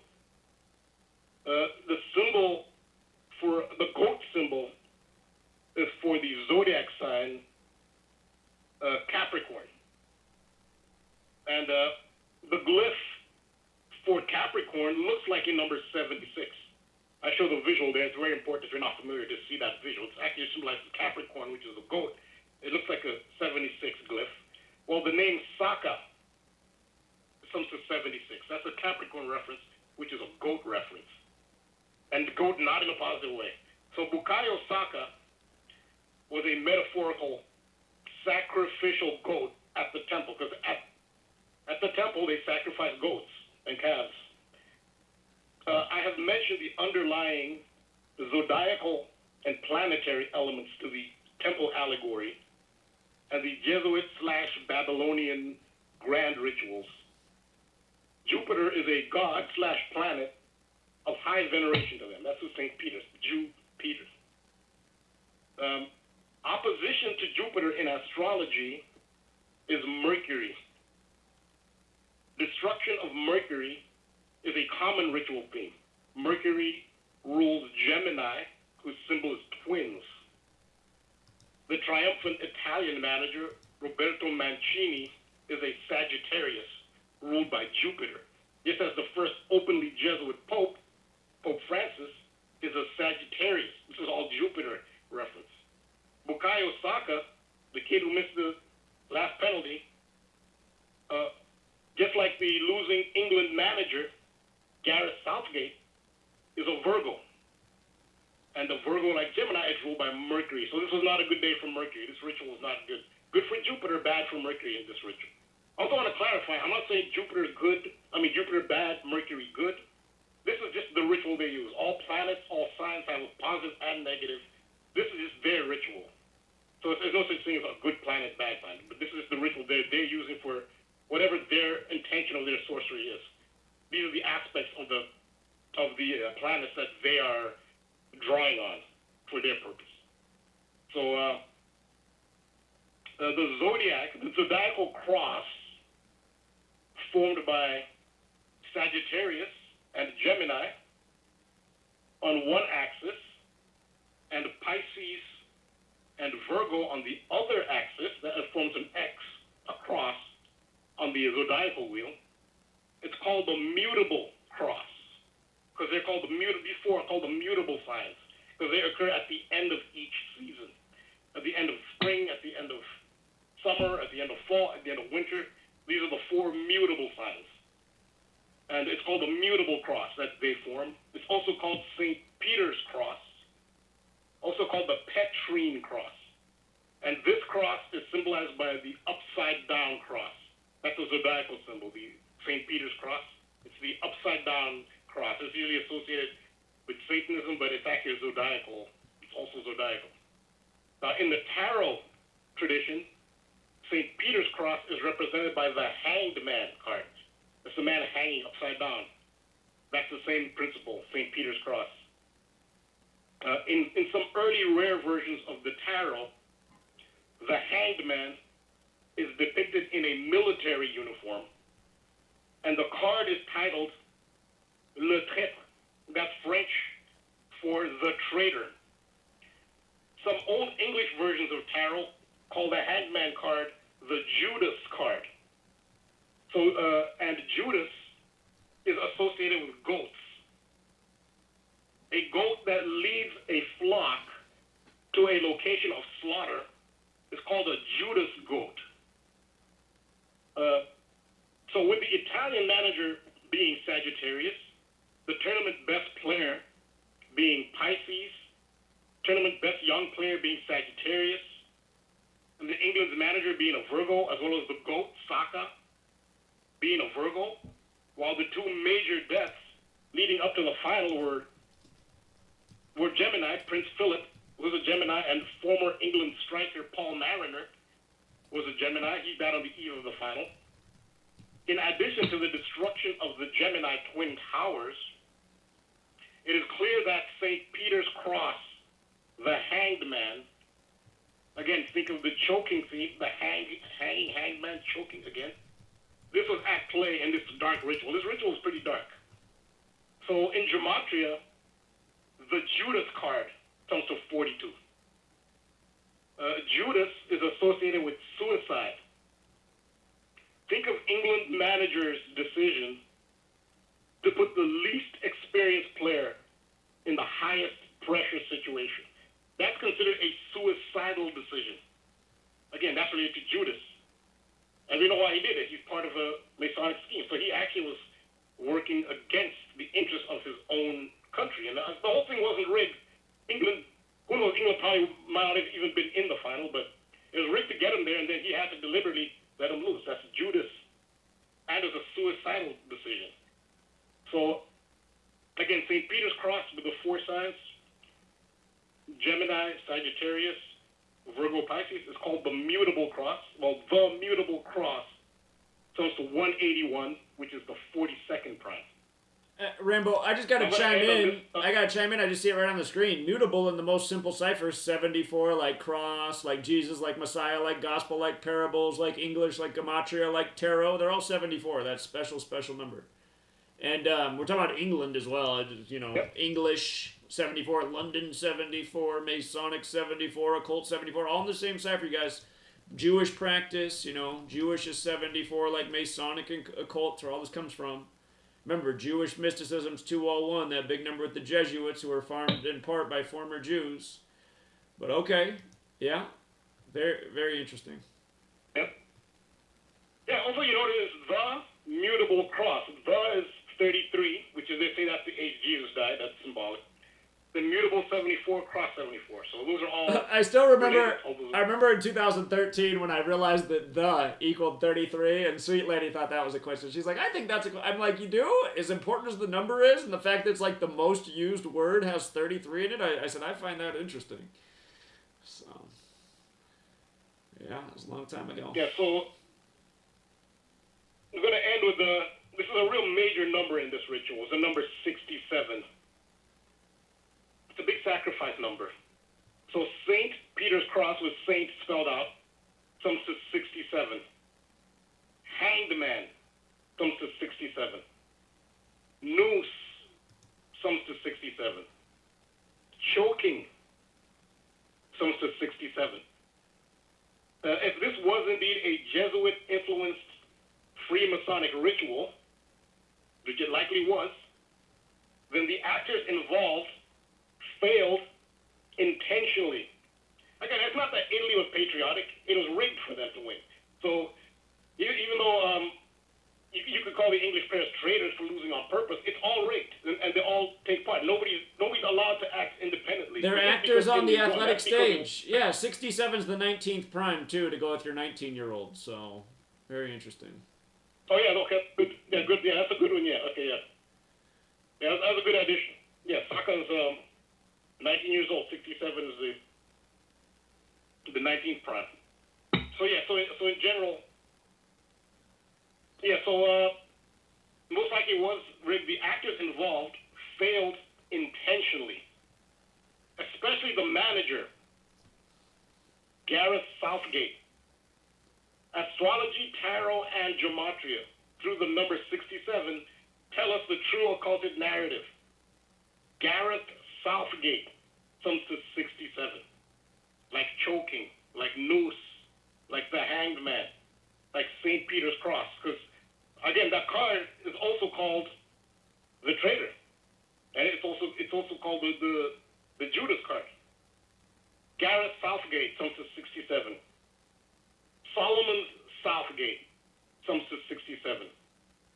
The Judas goat, some says 67. Judas is also called Judas Thomas. And he's said to have been the twin brother of Jesus. Judas Thomas, some says 67. Crucifixion, some says 67. Goats and other animals were sacrificed at the temple. Blood sacrifice, some says 67. King Solomon in Latin is Salomonis Regis, which is 67. The Temple of Solomon is described in the Bible's book of 1 Kings, chapters 6 through 7. The second temple is also known as Zerubbabel's temple, which equals Zerubbabel's temple, some to 67. The England manager's last name, Southgate. A Southgate to the old city of Jerusalem, it's called the Zion Gate, was used by Israeli defense forces in the Six-Day War in the year 67. Italy comes to 67. The game finished 1-1 after regulation. Italy's goal was scored in the 67th minute. And the attendance was 67,000 plus. It was 67,173 officially. So that's 67,000. So yeah, that's it for the other aspects of this ritual. There's so much to it that I couldn't get it all in 1 week. But yeah, this is another aspect to the ritual. I was waiting to see if you were going to get to the Italy 67, because when you said he was 19, that was actually my first thought, that Italy's 67. Italy's just like Wuhan. Remember, Italy got hit the hardest by the Wuhan coronavirus. But when you first said that, I was like, Italy 67, 19-year-old, 19th prime. But yeah, amazing all the dots you connect. And yeah, just further building on your point about how important Solomon's temple was to the ritual. So, very interesting, Rambo. Yeah, Solomon's temple. I mean, Solomon's temple in general, there's some controversy. There's really no physical proof of an original first temple having existed. There's controversy there. And there's also speculation that Solomon's temple could have been in Mecca. And you'll also notice in Mecca there are a lot of twin pillars in the symbolism at the holy site. And there's a legend in Islam that the Prophet Muhammad, he traveled from Mecca to Jerusalem on a winged horse, which is a Pegasus. And Pegasus is in the news with that Pegasus spyware. And it's coming out of Israel. And so Pegasus Israel and the temple, because the Prophet Muhammad went there from Mecca on a Pegasus. So yeah, so a lot of dots connect back to Solomon's temple. Indeed. Amazing work, Rambo. I appreciate it. Anything else? All right, thanks. Oh, I have more. Just one quick thing on the September 11th U.S. Open final. You were saying how this year has been a year of seven. Seven has been appearing along with the GOAT theme. Mm-hmm. Well, Serena Williams has won 6 U.S. Opens. So that's just something to consider. I'm not saying she'll definitely win, but it's something to consider. That'll be, if she wins, it'll be her 7th. And so the whole GOAT and 7 theme is, it's something to consider on that one. We'll see how she looks. If she looks the part, she's looked heavy through these tournaments. So I'm wondering if she could slim down and look a lot better for the U.S. Open and run the course. We'll see.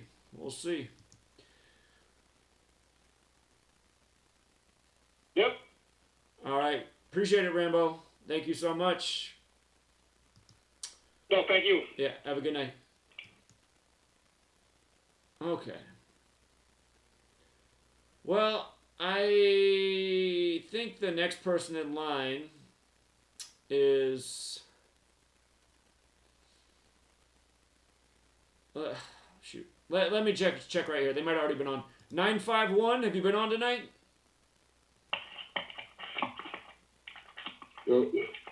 Hello? Hello, you're on. It's the Critics Night. Hello? Yeah, what's up? Oh, hold on. Is this for critics right now? It's for the critics. Hello? You're on. Okay, this is for You gotta critics mute right the video, man. The video is on a 30-second delay. You guys gotta mute the video and just talk through the phone. Alright, hold on. I can't do this anymore. All the clicking and shit. It's just like, come on, man. You guys, the call was through the phone. You guys are like listening to the show in the background. Listen to the phone.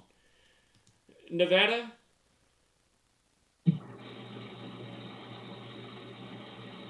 Nevada? Hello, you're on. Critics Night. Hello, can you hear me? I hear you.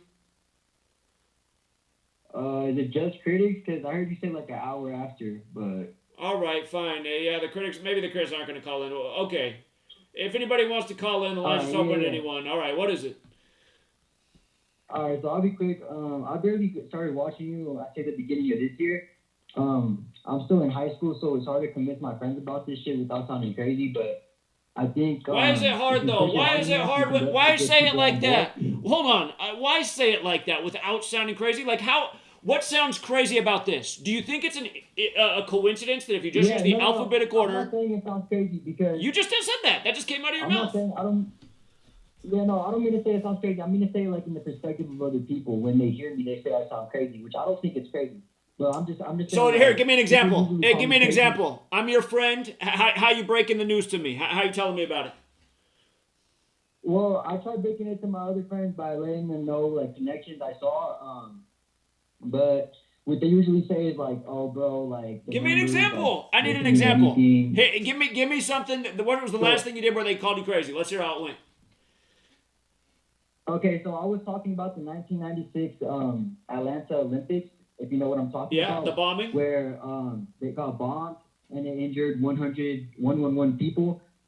So I was doing my own research on it after watching you, like my own connections through Gematria, and the bomb went off on the 27th of July, which is 27/7 or 7/27. So if you search up on Gematria, the Gematria calculator, if you search up Centennial Olympic Stadium where like the Olympics took place, the English ordinal is 277, which can also be translated to the date 27/7, which is when the bombing took place at the stadium. And I was searching up about the Eric Robert Rudolph. Hold on, let me find it right here. Oh yeah, so the number 106. Back to it. The 1990. Okay, hold on. Let's just pause. Let's just pause. So the Olympics are at this location, 277, and the big signature event for the event happens on 27/7. So you're showing to your friends like that, just the most simple cipher, eh? And they're going, man, that's crazy. That's how they're responding? Yeah. Well, just so you know, you're not alone. Your friends are as brain dead as the rest of ours. I mean, that is what happens. And again, they can't explain how you're crazy. I mean, there's nothing crazy about it. It's like, that's a really interesting observation. How can you just dismiss it as crazy? Exactly. I agree with you 100%. And I was like, bro, this can't be a coincidence, especially when more numbers add up. And I'm telling you, if you watch that, you'll see it. It's something that's every day, damn near. You know, it's on the news. Literally, they show us the signals, you know. And it's just like, you know, it's like you said, they're brain dead. And, you know, it's just like this. As soon as I looked at this, as soon as I saw that emphasize the twisties, I just knew it was going to equal 157. I was like, look at that bullshit contrived term. I know it's going to be about 157 because that's exactly what I wrote yesterday, how it was all about 157. Sure enough, the twisties. I mean, so anyone who thinks we're crazy is a fucking idiot. Whether you're in high school or you're 40 or you're 70, if you think this stuff's crazy, you are a fucking idiot. And you're what's wrong with the world, and you're why we're getting fucked right now, because they mock us every day in the most simple ways. We point it out, and we get called crazy. I was called crazy by everybody for questioning 9/11. The truth is, they're fucking crazy for not seeing what an obvious lie it was. Exactly. You can't have said it better. So anyway, I appreciate you. I'm glad you're in high school, and I'm sorry you got here at the beginning of the year, late in the game. But hey, better late than never, because my attitude's been real shitty this year, and I'm not a good influence for you younger people, so just don't be like me. I'm being a real bitch lately, and I will call myself out for that. But keep up the good work, man, and you're not crazy. Yeah. So, Thank you, bro. Thank you. Have a good day, man. Expect more from you. Thank you. Yeah, you take care. Yeah, but again, we have to be careful with our language because he said he sounded crazy. He described himself as sounding crazy. I was like, wait a minute, let's just stop right there. You think you sound crazy? Let's hear how crazy you sound. He doesn't sound crazy at all. That's great research. I didn't even know that before. Here's another high schooler who comes along and makes another brilliant observation. And with regards to the 111 hurt, remember New York's 111, 9/11 happened on the day, leaving 111 days left in the year. The 96 Olympics are 5 years. All this stuff that they do is also connected and predictive programming for what's coming next, and probably wasn't an accident. So, hold on, we got a quick break. We'll be right back.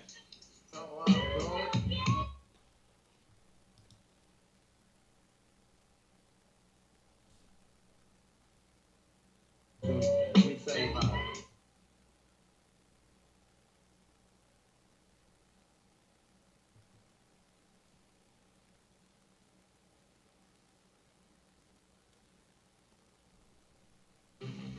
Truth Frequency Radio is your #1 source for news and information without the hate, hype, and fear. We're proud to feature cutting-edge programs like Beyond the Veil with Chris and Cherie Geo, X Squared with Brooks Agnew, Paranormal Portal with Brent Thomas, Karanism Raw with Karen Atmissa, Fearless with Frank Castle, Strange World with Mark Sargent, The Eye of Ra with Rob Castaldo, The Infinite Fringe with Billy Ray, Ironworks with Josh Corey, The Kev Baker Show, and dozens more. Did you know you can listen from any telephone by dialing 641-793-7117 or call into your favorite show toll free at 833-TFR Live. Uncensored talk and news you won't hear in the mainstream media.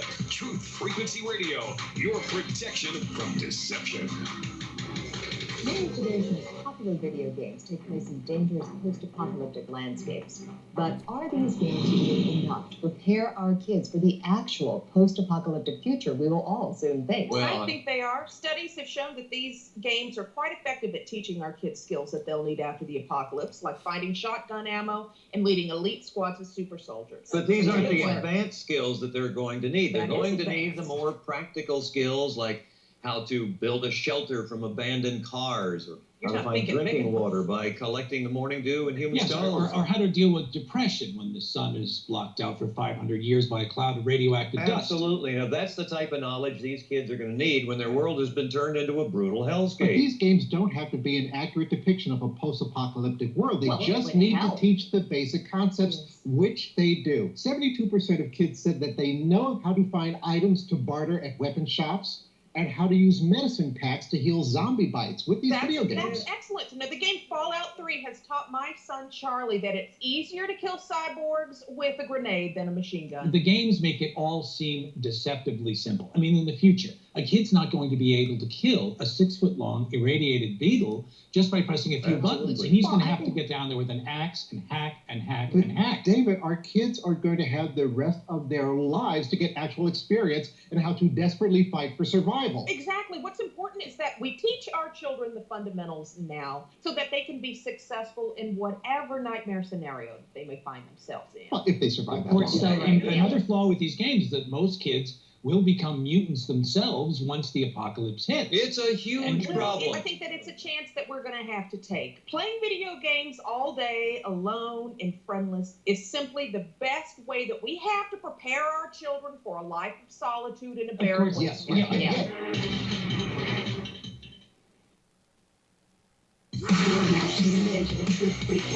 Your protection from deception. This is Truth Frequency Radio.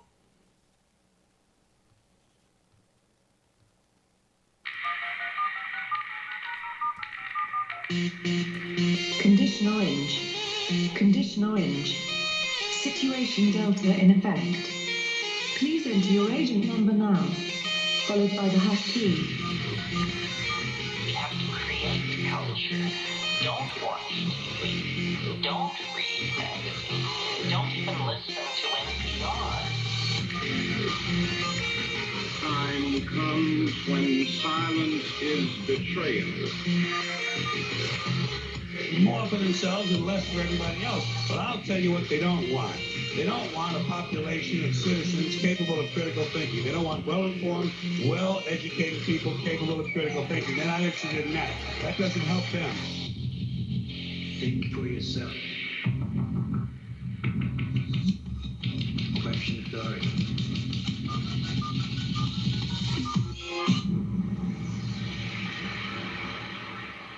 This code has been compromised.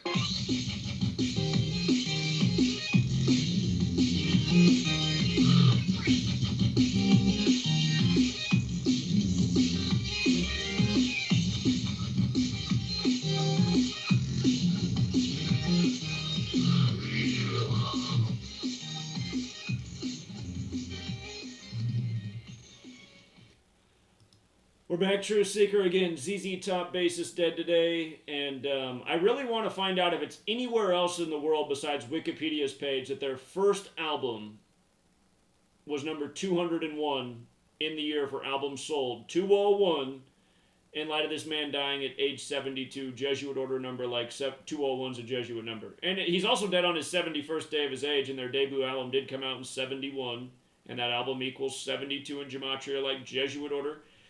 Again, are these things just a coincidence, just day after day after day? And realize they want you to know about this information. I mean, it's top headline. Breaking, ZZ Top bassist Dusty Hill dead at 72.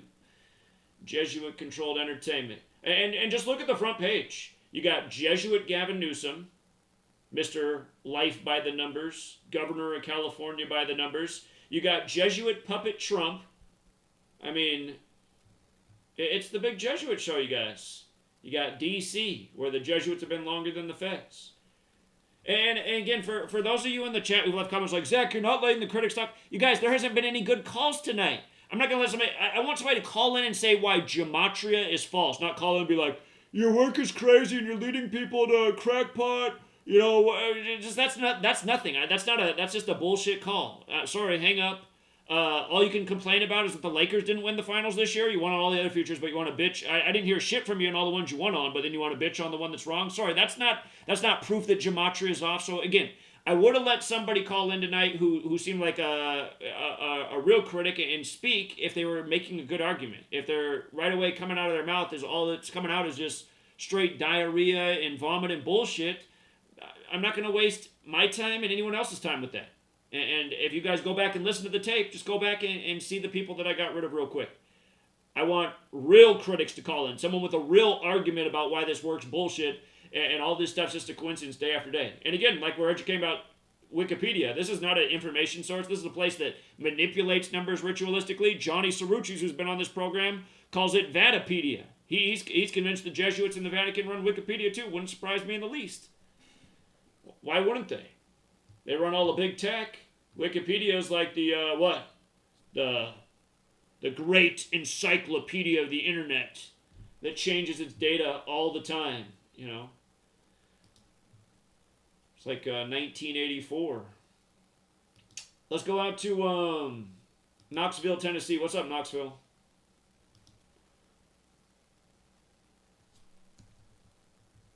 Knoxville? Hello. Hello, you're on. Hi there. I only have one criticism. It has to do with the Jewish cipher that you use quite often. Okay, what's the criticism? In your book. What's the criticism? In your book, you say the first known alphabet from 1011, like birth. You're right. At the end after XYZ, it has the ampersand. Right. In the Jewish ordinal, the ampersand comes before the W. Yeah, Derek made up that cipher. I don't use Jewish ordinal or Jewish reduction. Derek made up those ciphers. That's based on his imagination. But the Jewish Gematria cipher is a real cipher. So the one you're complaining about, I have the same criticism. That's why you never see me talk about that cipher.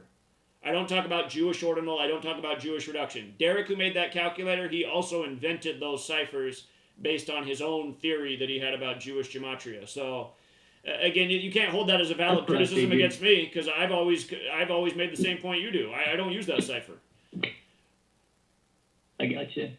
Well, I just seen you use it for kill before 59. I've never, no. Because see, what you're doing is you're confusing a real cipher with Derek's experimental ciphers. And again, for people who are not familiar with Jewish Gematria, I'm going to tell you how I realized it was important. I kept seeing 118 in celebrity deaths along with 38. And for the longest time, I didn't know what the 118 was. I kept seeing it. I was like, man, that number has something to do with death. Then one day, somebody said, Zach, you need to check out Jewish Gematria, this website, gematrix.org, which is the go-to Gematria website, gematrix.org. But somebody showed this to me. I mean, once upon a time, I looked at this for the first time, and I said, because this site uses 3 classical Gematria ciphers, the alphabetic order times 6, and Jewish Gematria. Those are the 3 ciphers on Gematrix. And that's when I knew Jewish Gematria was something right there. I was like, wow, death is 118 in that cipher. And then there's plenty of other things that are very interesting, including like Tisha B'Av is 9/11 in that cipher. And it's like, really? Tisha B'Av is 9/11? And Tisha B'Av's remember the destruction of the 2 temples? So, there's a lot more to it. But Jewish Gematria, don't confuse it with Jewish ordinal and Jewish reduction. May I share 201 with you, I found? Well, there's some 201s that are interesting in that cipher. Roman is 201, and so is Mars. And Mars is the Roman god of war. Jesuits are a military order who are all about 201. So, may I share a 201 that I found personally? What's that? May I share a 201 that I found? Oh, go ahead. Personally? Yeah. Of course you can. So, if you were to even ask your girl who Pikachu was, you would think that she would know who it is, right? I don't know. I don't know if she's up on her Pokemon. I know that he's the Pokemon character, or he or she. Yeah, and so the Pokemon are numbered. Pikachu's number 25. If you look at number 201, it is a Pokemon called Unknown without the K. It is multiple Pokemon actually. It's all the letters of the alphabet. And in the movie where that Pokemon is introduced, it is Pokemon 3, the movie. Of course, 356, 56, and 201, peas in a pod. How the movie ends is when their spell is broken, the world is pretty much saved. Interesting. So I never heard that one before. That's the first. Appreciate that. It's even Pokemon is corrupted. Sure, and I'll remind people, Blizzard, the big video game maker, their Diablo remake, Diablo the Devil, they announced that the game is coming out on the day leaving 201 days left in the year. And again, 201 is this biblical number. Holy Bible's got the 201 connection. But they announced that game's coming out on the day leaving 201 days left of the year. And then what day does it come out? September 23rd. 23/9, like 239, the 52nd prime, and Devil's 52. And again, just big date historically. Every year, some big 52 ritual. So this huge... And I think Blizzard's now owned by Activision. So it's like 2 video game giants are now one. But again, it just shows this stuff's not an accident. They're not making the announcement about Diablo, where you fight the devil, this biblical concept, on that day. 201, a very biblical number. Jesuit number, and then it comes out on the perfect day for a devil ritual. I mean, come on, man. It's just, this stuff goes on all over the world. I'm not normally looking at video games, but Derek over the year, who knows a lot more about video games, has made a lot of observations about video games in the code. It's so obvious that the mainstream world is controlled by this Jesuit cabal, and they're doing all of their stuff this way, from politics to entertainment, video games to movies to music to sports. It's so obvious. So, appreciate the observation. Yep. Well, what's the movie? What's the Pokemon movie you gotta watch to see this? It's just called Pokemon 3, the movie. Pokemon 3. Okay. All right, man. Appreciate it. Yeah, go just read this. No problem. You have a good day. All right. Take care, man. What's up, Miami?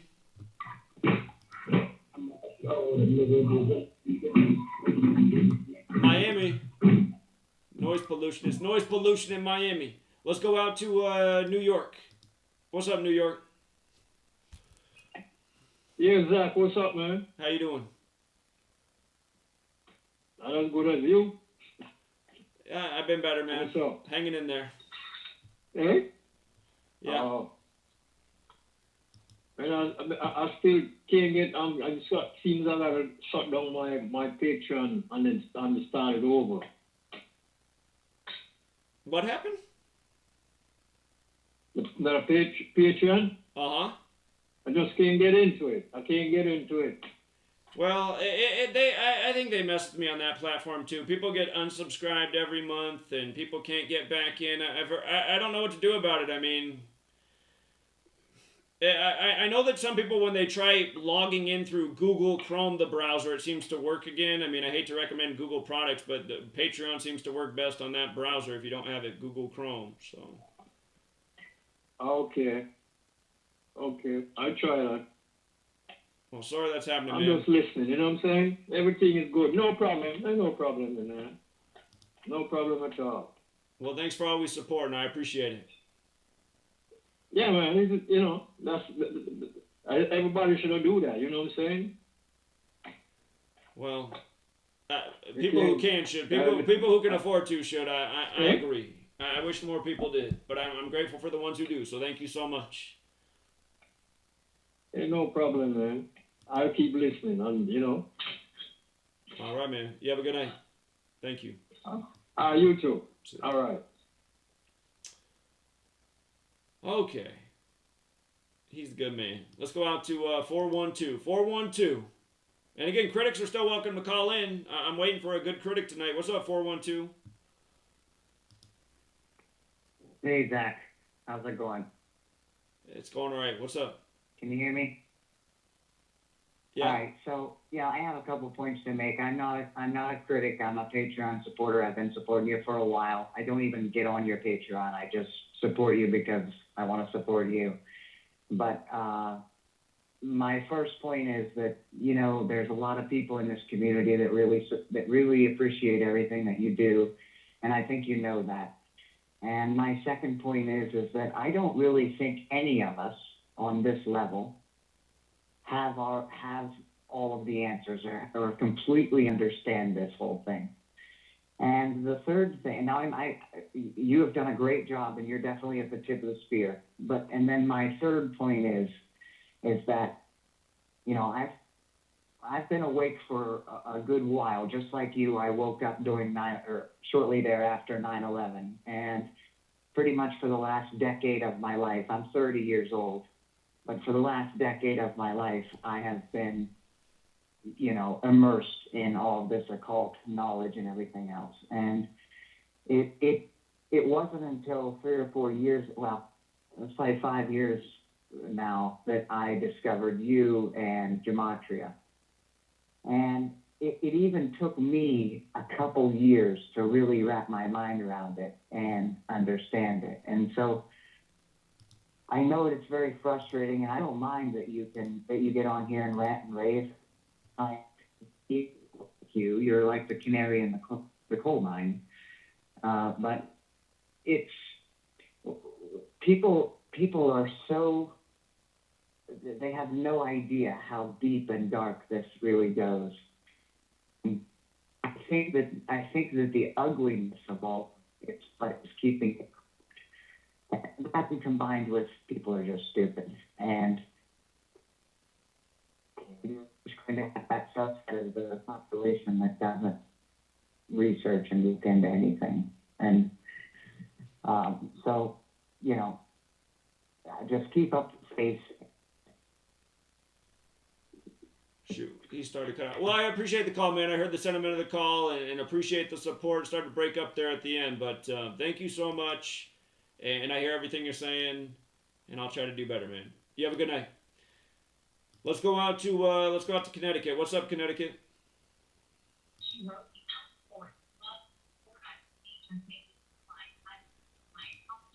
Connecticut, you're on.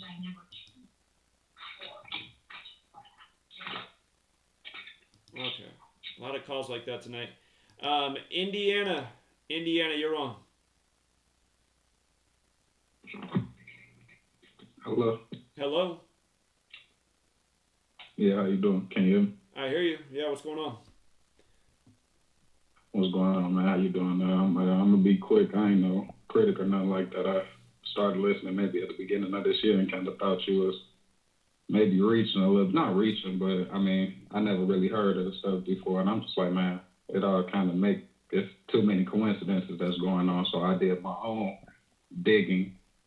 I typed in the full name of my elementary school. I went to Beveridge Elementary School in Gary, Indiana, and it equaled 123 in the full reduction cipher, I believe, the second one. Okay. And the school is placed on 1234 Cleveland Street. Huh.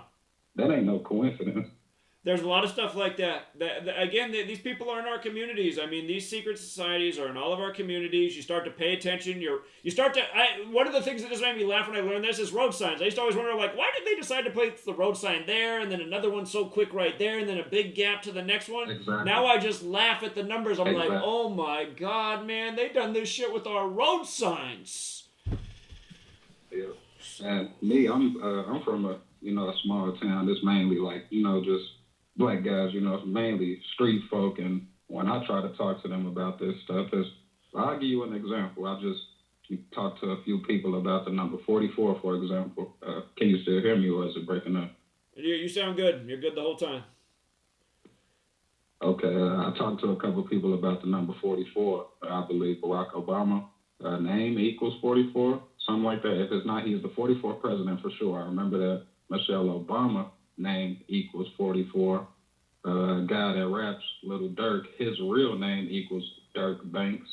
The record label, I believe, that he signed to, his brother, his name, if it's not his name or something connected to him, was 44 also. Well, Chicago's there in Cook County. Cook is 44. And don't forget Joe Biden's 44, who was his vice president, and MLK on 44, and Malcolm X on the 44 date numerology, and his assassin got 44 years in prison, and his name Thomas Egan's 44, and just so on and so forth. So you're explaining this stuff about 44 to people, and what's their response? And they think, so my one cousin, he was like, damn, cuz, it sounds crazy. And then I said one more thing. The last thing that I said to him was, how their record label is OTF. His big brother died in front of Club O. He was like, man, now you're just making up stuff. I'm like, so at first you was with me, cuz, and now I'm making up stuff because it's just too many coincidences for you to, like, catch on to. Like, damn, hell no, hold on. Let me really take a step back. And am I a part of this too? Like, you got to really, not me, but, you got to really take a step back and think, like, damn, have I been placed for this number thing as well, and the people around me, because, like I said, man, I try to talk to so many people, and it's to the point to where I want to do what you do. You feel me? You inspired me to focus on people that's close, or the area that's close around me. I'm in Indiana, so I want to do whatever I can to. That's what we all got to do. That's all we can do is help wake up the people around us. And sadly, a lot of us are in the same spot, though. The people around us don't want to wake up, and they want to ridicule us. And again, always lead with your best examples forwards. I mean, I could understand why if you had nothing, you'd be like, okay, Club O, OTF. I mean, that could be a coincidence. But again, people shouldn't just be I mean, the 44 pattern is so Obama just put out his book at the end of last year on the day leaving 44 days left in the year. Not to mention there's a million other stories. Not to cut you off, man, I'm glad you brought up his book, but the people or the company that published his book, they name equals 44. Like, come on, you can't make that shit up, man. Exactly. That's how they do it. That's how they do it. It's just crazy, man. I can't tell you how many times since Obama's been out of office, he's been like the top page story on a 44 date numerology. He's like, see how they do it? No wonder you're hearing about Obama on the 44 date. I mean, that's how they do it. So. Well, that's the one president that you heard about the most since he's been in office. And again, 44 years after the Civil Rights Act, too, man. It's just like, come on. And he ran on hope. Hope equals 44 forward, 64 in reverse. Barack Hussein Obama, 64. Civil rights, 64. I mean, again, to look at all that and go, man, that's crazy. That just means these people are mindless, and that's the problem. The people are mindless. They have no critical thinking. They think the truth is crazy. That's like their program response. That's crazy. It's like, what's crazy is sitting here watching this bullshit and believing this. You believe these people who lie to you every night? That's what you believe? Come on, man. So they'd rather believe the lie than to wake up and actually smell that this shit smell like shit. That is not really roses for real. You know what I mean? Indeed. There's too much free money out here for people to wake up and pay attention, and that's kind of like what really made me. What woke me up was the 123 Cleveland Street and the 123 Beverage Elementary School. But when I went back on your videos, man, and I'm not trying to be wrong, but the Event 201 shit, and I looked it up and watched the shit about myself with my own eyes. That's all I needed to see. That's all I needed to see was the actual. See, that's the difference right there. You took the time to look it up. Most of these people won't look up anything. There's like, psh, I don't got time for that. But then they're sitting there watching this fucking bullshit all day. It's like, come on, man. I have your websites on my bookmarks, man, on my computer, man. That's the Gematria calculator, yo, free the truth. Like, bro, I'm really for real finna get on this shit because it don't make sense how many coincidences just pop up. I mean, like for example, today the ZZ Top. My birthday is 4/6, April 6th. You feel me? 1996. The guy that died today wasn't he 46 years old or something like that? You talking about I don't know, the Slipknot guy? The Slipknot guy. He was 46. And Slipknot's 46 and Sacrifice 46. We talk about these same damn patterns all the time, man. I appreciate it. Stay strong out there. Every time you say it. Yeah, again, just no problem, man. You're not crazy. It's just again, if you write it all down on a piece of paper and say, look at all this 44 from MLK to Malcolm X. I mean, and then start looking at more. Well, what are the odds that Thomas Hagen, Malcolm X's assassin, does 44 years in prison? He supposedly had 4 children conceived while he was in prison. It's like, how's that even? I guess you can have conjugal visits, but just another 4 they got to put in there. This number associated with death, that he has 4 children while Malcolm X is dead. He's in prison. Thomas, I mean, it's just... MLK's assassin dies in prison on a 44 date numerology, or it was either that or 44 days after his birthday. It's just all of these 44s and what that number is connected to, and death and killing, all this throughout history, and it's so obvious that Obama being number 44 is a tribute to that history of the past. I mean, you got to be blind to not see it. There's Jackie Robinson 44 and stuff like that. Also, I'm mistaken with something else. What's the other 44? His name? His name doesn't equal 44. His name doesn't. His name does not equal 44. His full name, Barack Hussein Obama, is 64, like the year of the Civil Rights Act, which was 44 years before 2008 when he became elected.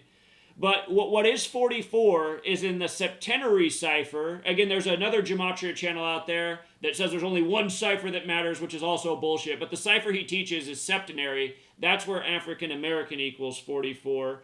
And if you use Chaldean, which is related to that cipher, it equals 43 African American. Obama was the 43rd president, but number 44. So those two related ciphers, African American 44 and 43, which is exactly what Obama was. The 43rd person to be president, but number 44. And Grant Park 43 gave his acceptance speech on a 43 date numerology in Cook County, Cook 44. So they got their rituals perfect.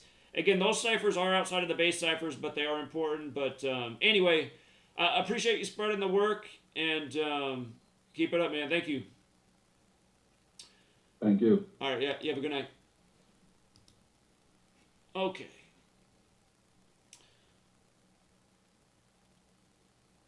Shoot. I lost where we were. Florida? Florida, you're on.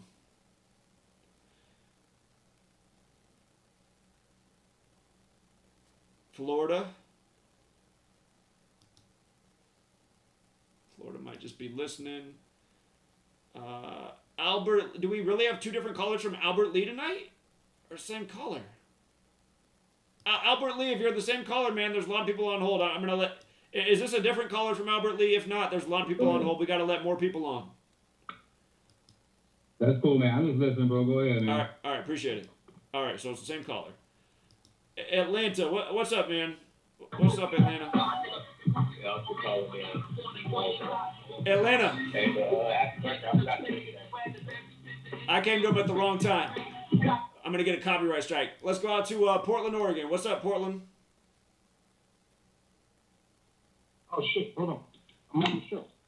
You're on the show, Portland. What's going on? 503. Man, hey, Jack, what's happening, man? I talked from the 9.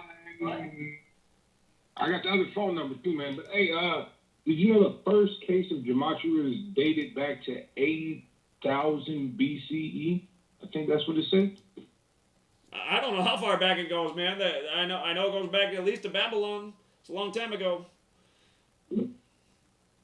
And that's what throws me off is, I mean, this predates the Bible, and people still don't want to go ahead and get on board with it just because it's not in their faces readily. It is in their faces. They just don't want to see it. It's in their faces. Every day, in your face. You're just choosing not to look at what they're doing. I mean, how many times have I taught about, just take 1 second to decode a headline they put in front of you and see if you can figure it out.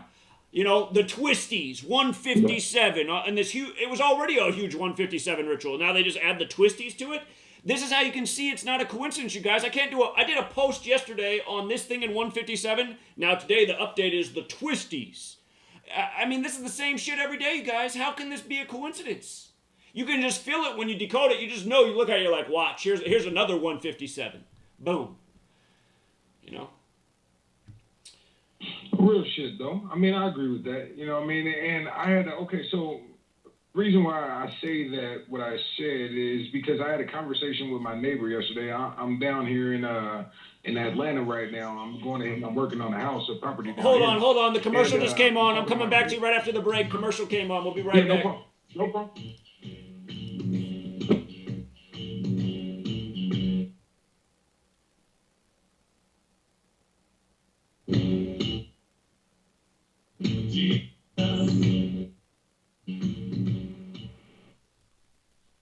It's amazing how people have been raving about IOLife all over Facebook. They've been posting their testimonials just because they want to get the word out because it's worked so well for them. If you're not familiar with IOLife, it's a 99% pure CBD oil. But the secret is the synergy between the hemp and the ayahuasca vine, the non-psychoactive component of the ayahuasca tea. We recently received an email from a wife whose husband has Parkinson's. For the first time, he's been able to sleep through the entire night. Another customer reported that they're no longer using NSAIDs because their tennis elbow has been relieved with IOLife. The reports have been phenomenal and much more than we ever expected.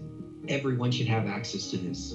That's why if you head on over to iolife.com right now and use coupon code TFR, we'll give you $5 towards your order. And we'll even ship it worldwide. That's iolife.com, AYALife.com. Poor water quality is a major health issue, and it's only getting worse. Municipalities can't keep up, standards have dropped, and pollutants are increasing. Where does it all end? It ends by keeping the pollutants outside of your home with HydroCare's advanced systems available at Wave Home Solutions. No less than the best purification materials and processes have been developed by HydroCare to provide you with healthy, clean water for drinking, cooking, and showering. HydroCare far surpasses the competition in removing chlorine, odors, iron, lead, chemicals, limescale, and much more. Don't settle for less when it comes to your water. We'll take care of the toughest water problems for you, whether it's from a city or well source. Satisfaction guaranteed. For more information, call 888-997-WAVE. That's 888-997-WAVE. Or go to bestwater123.com. That's bestwater123.com. Wave Home Solutions for a healthy, comfortable home. Travis Cook, America's Evil Genius, here to invite you to join us every Tuesday afternoon here on Truth Frequency Radio. No, on our show you will not see a bunch of three-piece suits or a cocktail party, and you certainly won't see a bunch of inside the Beltway banter. But you will see eye-gouging, crotch-kicking, no-holds-barred political discussion, the likes of which you won't see anywhere else in media. America's Evil Genius. We come to you every Tuesday from the outskirts of war-torn St. Louis, Missouri, where there's always a good race rider sex scandal just around the corner. Join us every Tuesday, 3 p.m. Eastern, 2 p.m. Central, at noon on the left coast right here on TFRLive.com. America's Evil Genius, Travis Cook, on TruthFrequencyRadio.com.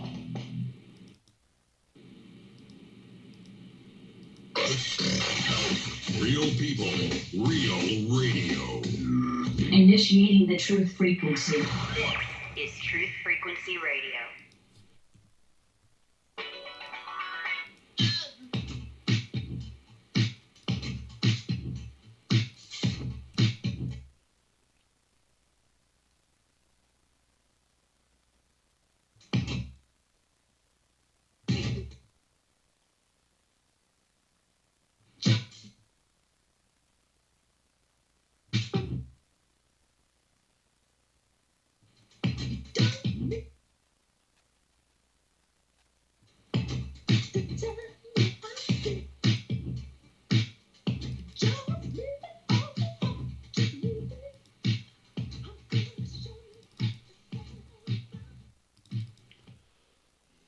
All right, we're back, True Seeker. We're taking your calls the rest of the way. Big sports news tonight. Joey Gallo gets traded from the Rangers to the Bronx Bombers. He's known for hitting the long shots.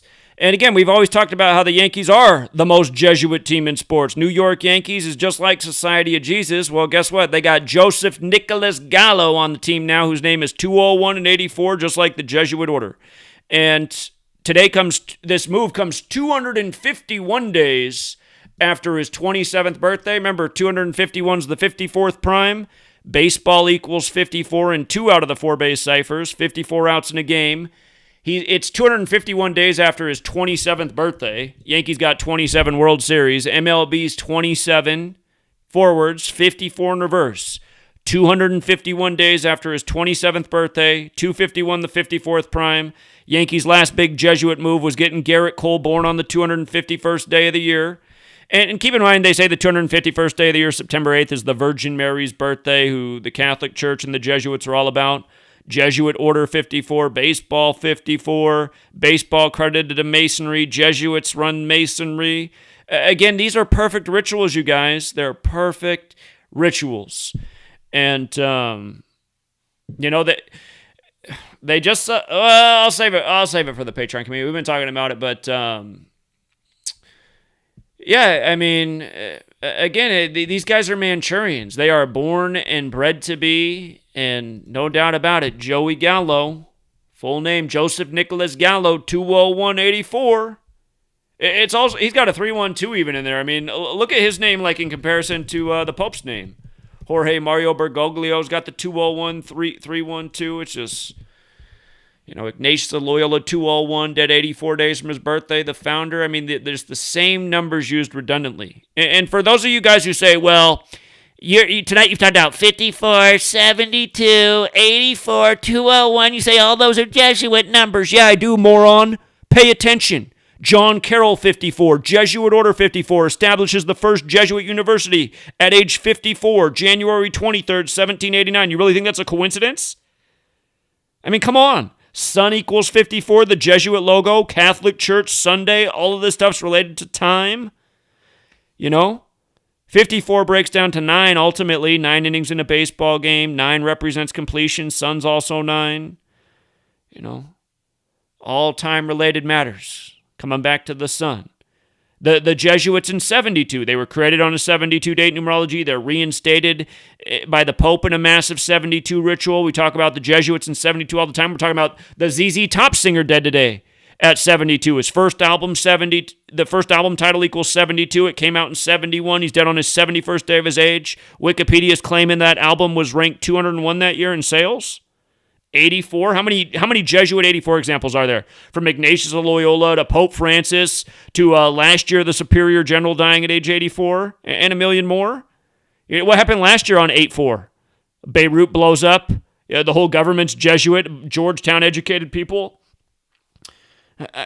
There's numbers that they use very ritualistically, and they're the numbers that clearly connect to their name. Did we invent this system, or are we identifying what's going on? I mean, an intelligent person can answer that question correctly. All right, let me go back to 503. They got cut off by the commercial break. And did they hang up? Where'd 503 go? Oh, there he is. There he is. All right, 503, you're back on. Okay. So what I was saying earlier before the break is it said that the first documented use of gematria is from the Assyrian inscript dating back to the 8th century BC. So my bad for the miscommunication. But like I was saying too, is I had a conversation with my neighbor down here in Atlanta. I'll talk to you about that privately. But what I was talking to him about is we had a little conversation about the Bible and different things in the Bible. So basically, he tried to get on me saying that I don't have religious beliefs. It's not that I don't have religious beliefs. The fact is that the Bible steadily contradicts itself, and everything that you can go ahead and see in the Bible is going ahead and is being reverted. I'm not trying to get into a conversation about religion or anything like that. But like I was saying, is there's certain inaccuracies that come from those texts that you go ahead and you try to derive for your everyday life. But at the same time, you want to go ahead and say something about that. But it's about interpretation of what you're reading. And if I don't have the same interpretation that you read, it's gone. You go ahead and you put me in a situation where now all of a sudden I'm not valid in what I'm thinking because this is how I interpret it. I thought it's how you interpret something versus how something is portrayed. But, I mean, you can't change a Christian out of their beliefs, nor can you change an old Christian who's in that belief system out of that belief to go ahead They have and to be show willing. them. They have to be willing. They have to be willing to change. A person has to be willing to change. Somebody can help suggest. Some people can have an influence and help them get on that path, but they ultimately have to make the decision to change. Yeah, I agree with that. But, hey, I'm glad I caught you this week, man. I've been down here in Atlanta for 3 weeks, man. I usually call from a 933 number, but, you know what I mean, I'm trying to multitask real quick, get some work done tonight. But again, though, man, I understand where you're coming from as far as you being burnt out. You're still doing a hell of a job, man. I went ahead and I subscribed to Patreon, so I've been in for a month now. July was my first month on Patreon. But at the same time, don't get burnt out, man. I understand where you're coming from. Believe me, I do, because sometimes it's like beating a fucking dead horse. That's what it is. That's what it is. It's not sometimes. That's what I'm doing, man. I'm beating a dead horse every day, man. Because, again, it's just like we're not making progress. We're getting further behind as humanity as we're beating this dead horse. And it's frustrating. It's frustrating to witness. Now, believe me, I understand. So down here, I met this lady friend of mine, and me and her are talking, and I'm going ahead, and we're having a vague conversation, you know, and there's beliefs come up and different things that, you know, how I see things, how she sees things. And as I'm telling her, you know what I mean, I was just like, you know, sports are rigged, you know what I mean? And she's like, what? No, they're not. And I was like, yeah, they are. You know what I mean? So I gave her a couple of different examples. The one that you had of Damian Lillard shot with the curvature going in. God, there's a billion examples, man. They create these examples every day for us, man. It's just, I mean, look at how it is. Look at how it is on 27/7. You have 3 games in the league where 59 can get picked up. 277 is the 59th prime. All 3 of them come through. And the one that was the most obvious was the Padres pitcher who got the win, number 59, facing the Oakland Athletics, the only team in the league that equals 277, the 59th prime.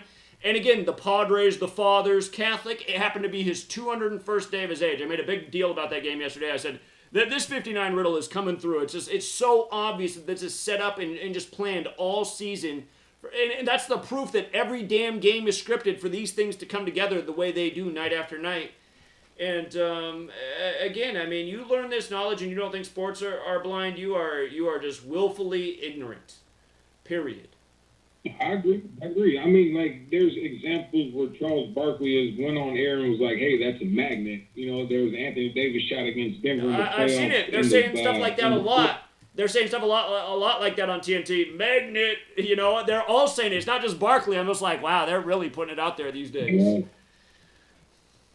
Right. And I mean, people are so blind that they either turn the other way when somebody says it or they kind of laugh. It was over. It was about how many years ago was it? How many years ago was it the NBA did the advertising campaign with David Blaine and it's magnets? Mm-hmm. You know, it's magnets. That was their advertising campaign that whole season. Right. I've seen that the Kawhi shot, it was Kawhi against Toronto and Philly. 2 years he was ago. recreating the Vince Carter moment, but it bounced in. Right, you can see if you pause the screen. I wish I still had the video on my phone. I'd send it to you or try to put it on Patreon or something. But you can see that there's a clear reflection on the ball. There's no way in hell. I've played basketball about 1 billion times in my lifetime. You know what I mean? I went ahead and I perfected a shot when I was younger, and I could damn near make the ball spin around the hoop 20 times before it went in. You know what I mean? Like, but that was practice. You know what I mean? If repetition of doing something, you get good at something, of course. But at the same time, if you're going ahead and you're doing something and it doesn't, the ball will never go ahead and bounce that way on a hoop. I don't give a fuck what you're talking about, how you're going ahead and doing it. If you shoot the ball the way that he did, it's not going to bounce once, bounce twice, bounce a third time, pause on the rim, and then drop in. Exactly. You don't have to explain it to me and anybody who plays. A lot of us see it, and it's obvious manipulation. And the other thing is just if you know the games, to sit there and watch as a fan, aware of how the games are played, like to watch the decisions these players and these coaches make in the most crucial moments, it's just like, come on, man, you're going to go out like that on your whole season? You get paid $30 million a year to play this sport, and that's how you're going to end the season? I mean, it's inexplicable. The last year, the Bucks beating the Packers in the NFC Championship. What coach would ever say, you know what? Let's just fucking lose the game right here and kick a field goal. I mean, your odds of winning just went down to like less than 1%. How could that ever be your decision when you're in striking range of taking the lead right down there near the goal line? You got Aaron Rodgers. You're going to, instead of take a chance to win the game right there, which has got to be like a percentage of, let's just say it's 25%, you're going to go from the 25% odds to winning to less than 1%? Never. But it was scripted for the Bucks. We knew that. And it ended on, it's just like, that's why, man, it's just people that think this shit is real, I see you're trying to meet the lady and see if she's on the right page. I mean, she might come around, but yeah, man. And yeah, I agree with that. It's a matter of hit and miss. I don't want to put her in a situation where she goes ahead and she's trying to conform to what I got going on. But at the same time, I mean, I got to open your eyes to make sure that you're not full of shit on a consistent basis and that you do see through the bullshit that everything else is being served to us with. Right. Well, I appreciate the call, man, and I'm glad you're out there trying to spread the knowledge, and you'll meet the right lady hopefully one of these days that gets it. They're out there. There's some in the chat tonight. But appreciate you, man. Without, hey, thank you for taking my call. Yeah, of course. You have a good night. All right. Thought he was in Portland. He's really in Atlanta. I got to make it out to Atlanta for Miss Mildred, Rod, and the others. What's up, 347? Yo, Zach, what's good? I'm from Brooklyn. I came across your work about around the time of Kobe death. Your energy from your first show, I didn't know nothing about no Gematria. I didn't really know nothing about, man. I thought you was kind of crazy. I'm like, that's crazy. Over this time, I've been watching, you know, I only have a problem with you because you're like, I think that you're so good at what you do. You don't, and we already know that people not that bright. I'm around your age. I'm like a year older than you. I've been woke since I was like 5. My grandmother sent me to the store, and I said, I paid paper. Ooh, I get simple shit like that people don't get. We live in a world full of people that's not that smart, but you also make a statement not to cash your pearls in front of swine, bro. So as much as you want to wake the whole world up, the whole world is not for to be woken up. Some of these people are supposed to get what they get, because if you walk in the street and you don't look both ways and you hit by a car, who's it for? The cars are yours. Well, it'll be your fault. It's definitely your fault. So a lot of this shit is their fault. I need you not to like get so frustrated on yourself because you got people like me that's new, paying attention every day. And I've been trying to wake people up since I was a little kid. I'm a so-called African American in America. My whole life is these people attacking us all day, trying to get us. Like right now, this whole vaccine thing is a depopulation agenda. Who you think they coming for first? I've been explaining this the whole time. I mean, I predicted that they would target exactly poorer and darker complected groups. It's so obvious. That's what they've done all throughout history. And of course, what they've been saying, if you got darker skin, you definitely need the vaccine. I mean, it's just so obvious. Zach, we're talking about, it's just a so-called new disease, right? It's so new. But before they even had 8 months in, they already knew dark-skinned people catch it. You know, I watched Event 201. I couldn't pay people $100 to watch it. You know, hey, if you get a moment, watch what I uploaded today about Kerry Mullis' interview. I haven't even finished the whole thing, but I'm on Kerry Mullis. I've been on Kerry Mullis for the last 11 months. Did you hear what he said though? Did you hear what he said? Excuse me? Did you watch the video I uploaded today? I seen the video you uploaded today. I watched some other previous things that he did before, and like it kind of was amazing to me that to me seemed like his arch enemy is the guy that's pushing his big agenda. He died 6 months before this, or a couple months right before, conveniently, and they're using his test to fuck the world over right now. The same test that they're talking about changing right now, like we're talking about an inaccurate test that people are living in fear of. I'm not going to call it fake because that's like strong, but I kind of like think this is a big gypsy. You got to show like that you put me onto the utopia thing. Like it's just simple little breadcrumbs they leave all over the place. But people, not for nothing, we live in a world, forget stupid. We live in a world full of cowards. I think more people are cowards than they even stupid. I just think that a lot of people do know the truth and they go, what can I do? It's like at some point somebody got to do something. So I just think you need to just stick in there a little longer, bro. You know, you got like new people, you got people you don't know in the world that love and cherish your work, and you can't focus on the people who don't want to get it or done, because at the end of the day, bro, like it's lines being drawn in the sand. Like you can't, like, especially as long as you've been on this. I wish I had came across when you first started doing this. Like, so I'm thankful for you, but I don't need you as a person who loves your work and tries to follow as much as I could. I don't need you getting burnt out over people that's a waste of time. Because what I've learned in this life, like I've been educating my teachers since 7th grade. My teachers still hit me on Instagram and ask me about the COVID shit every day. I have a brother that I've been on this telling him not to take the vaccine that calls me out the blue 2 weeks ago and goes, yeah, you know, I took the first one, but I'm doing my research before I take the second one. This is the world we live in. I love my brother. I thought he was smart, but at the end of the day, it's like when the shit hit the fan, like you can't be wasting your time on these people. You just have to, like, I think as a group of people who know something, have to find better ways for us to strengthen what we have and to move forward. We can't, because it's like it's the end of the ball game. They're mandating people to take shots in the health world. Like technically, let's just play this out. Everybody takes the shot. 35-40% of the health people die. Then you got a real pandemic now from the shot, and it might spread to other people. Like, this is the world we living in. I don't need you, and I know it's frustrating because you grind hard. You work very hard, bro. Like, you really get out. Well, here's the other thing I say.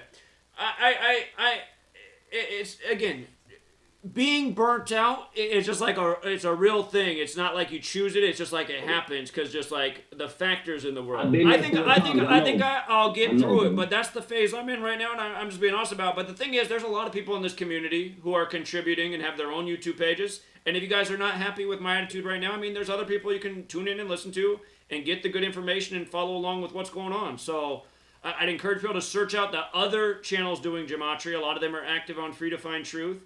And again, if my energy's pulling you down right now, which it very well might be, I mean, I don't mean to be that, but I've told you guys for a month, my energy is bad.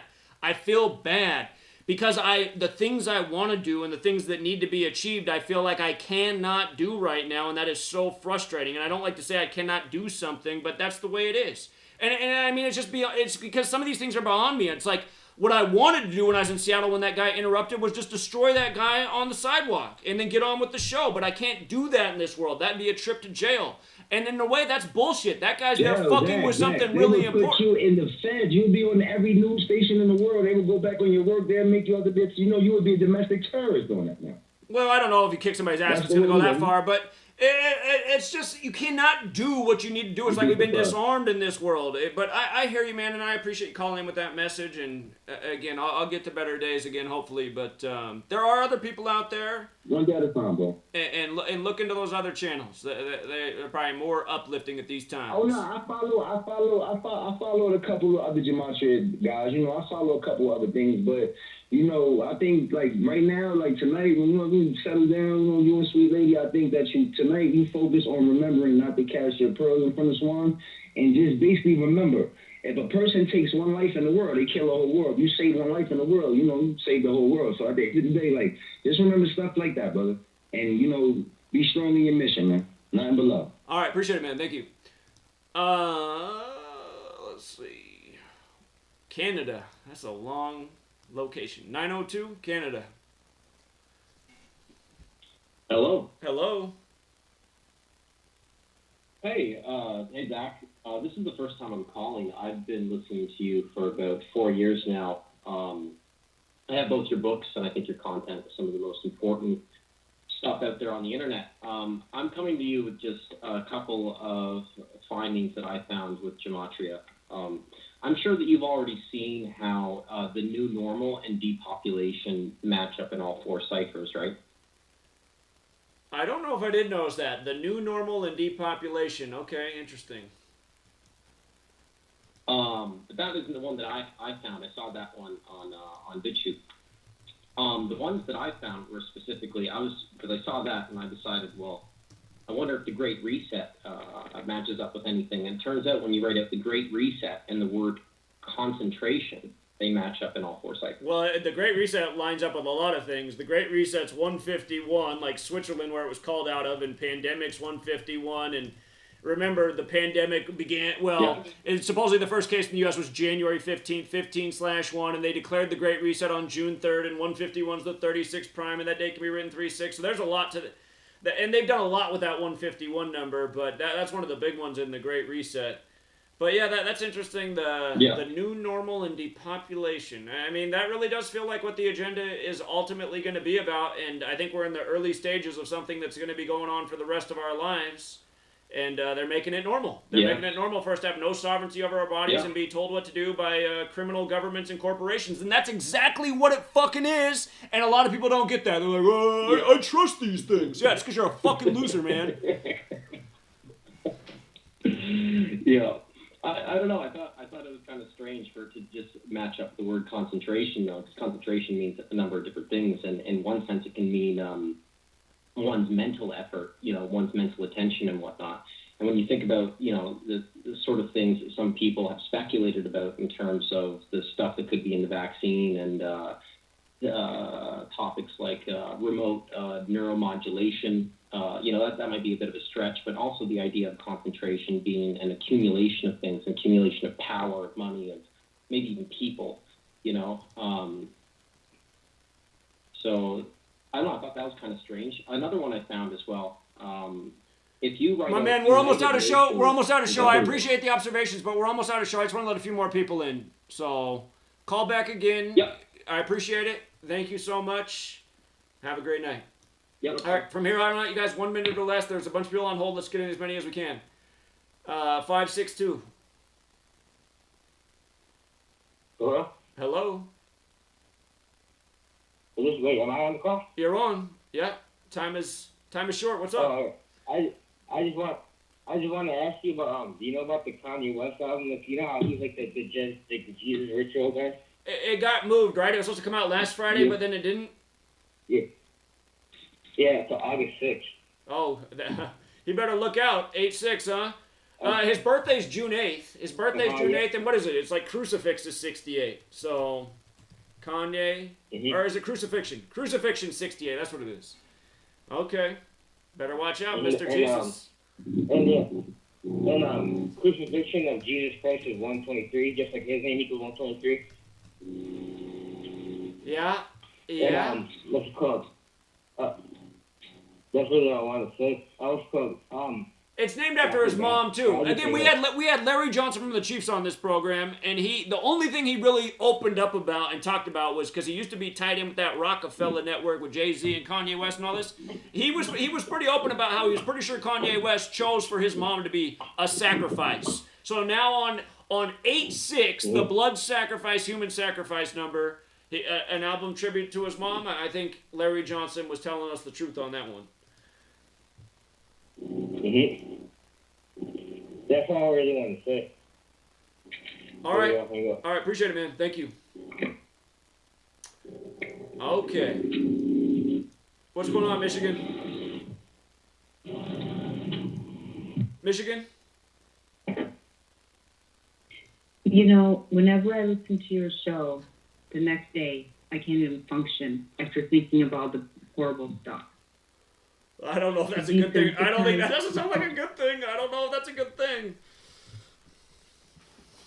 To desensitize people, for you to bring out the truth, it's really great. It's exceptional. We want to hear the truth, but to desensitize a whole country, everyone here has come here to be tested, right? To see if we can all get along with each other.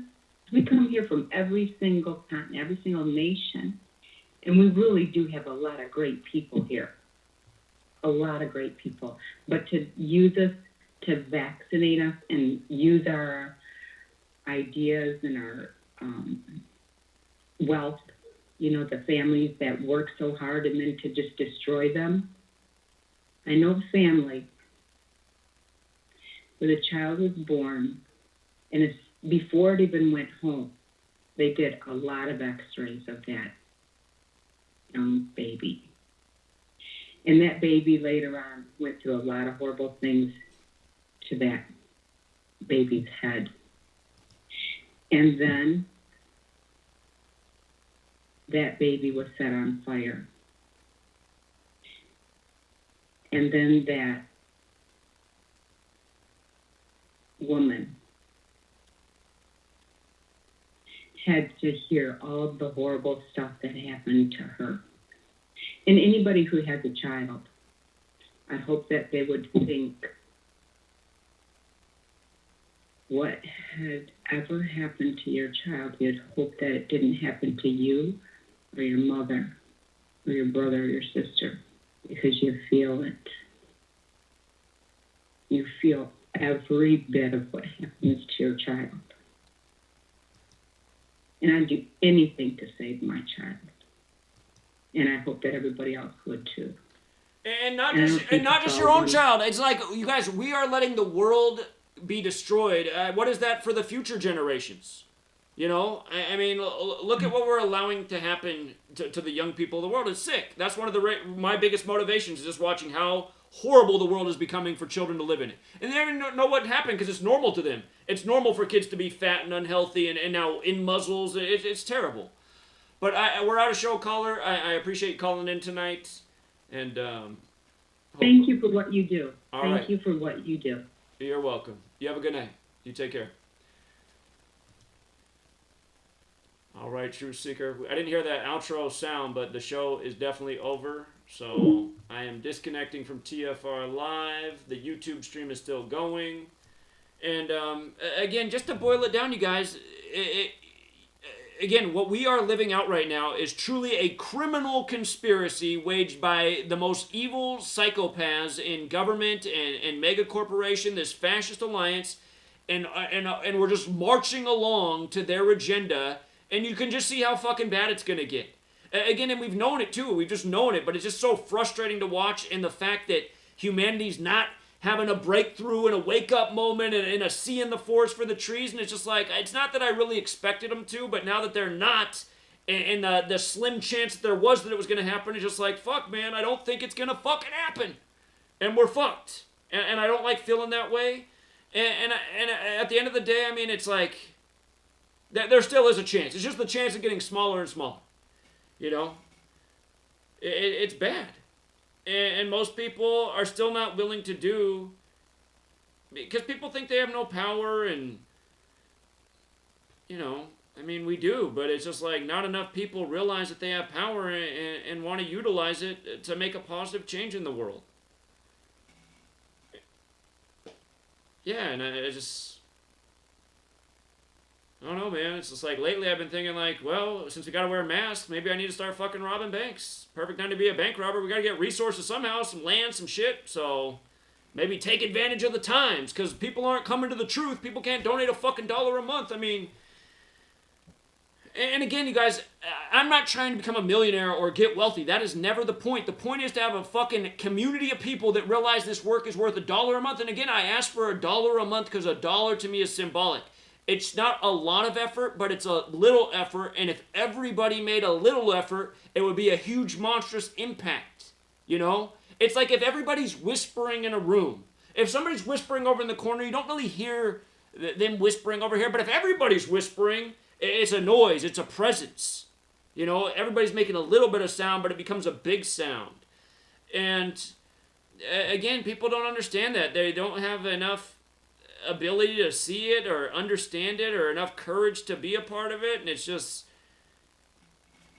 I'm telling you, man, I should have never went to Seattle on June 13th, because that was the day that fucked me up, man. And just driving home, I just had this thing inside me that has not escaped. And yeah, but I mean, it needed to happen too, because it's just like, yeah, it was just a reminder. It's like, fucking losing the battle, man. I got the people who care the most about this work are the agents that are paid here to harass me and fuck with me every day, and it's just, it's annoying. I know there's a lot of good contributors out there, but still, the hardest working people in this community are the fucking trolls and agents, man, and I'm so sick of it. I'm so sick of it, man. So...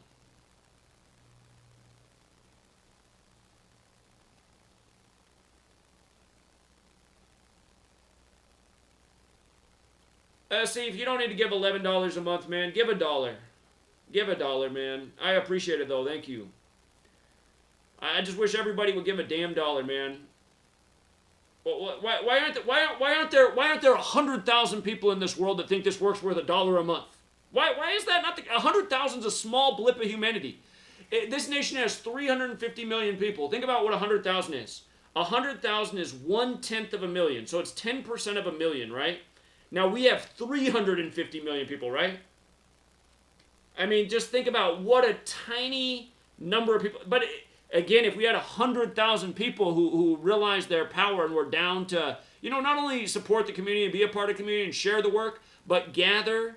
It's hard for this big of a nation for everyone to get to one spot. It's a big geographic country, but still, if we had 100,000 people, that would be 2,000 people per state, and those people could gather in their states and make a big presence.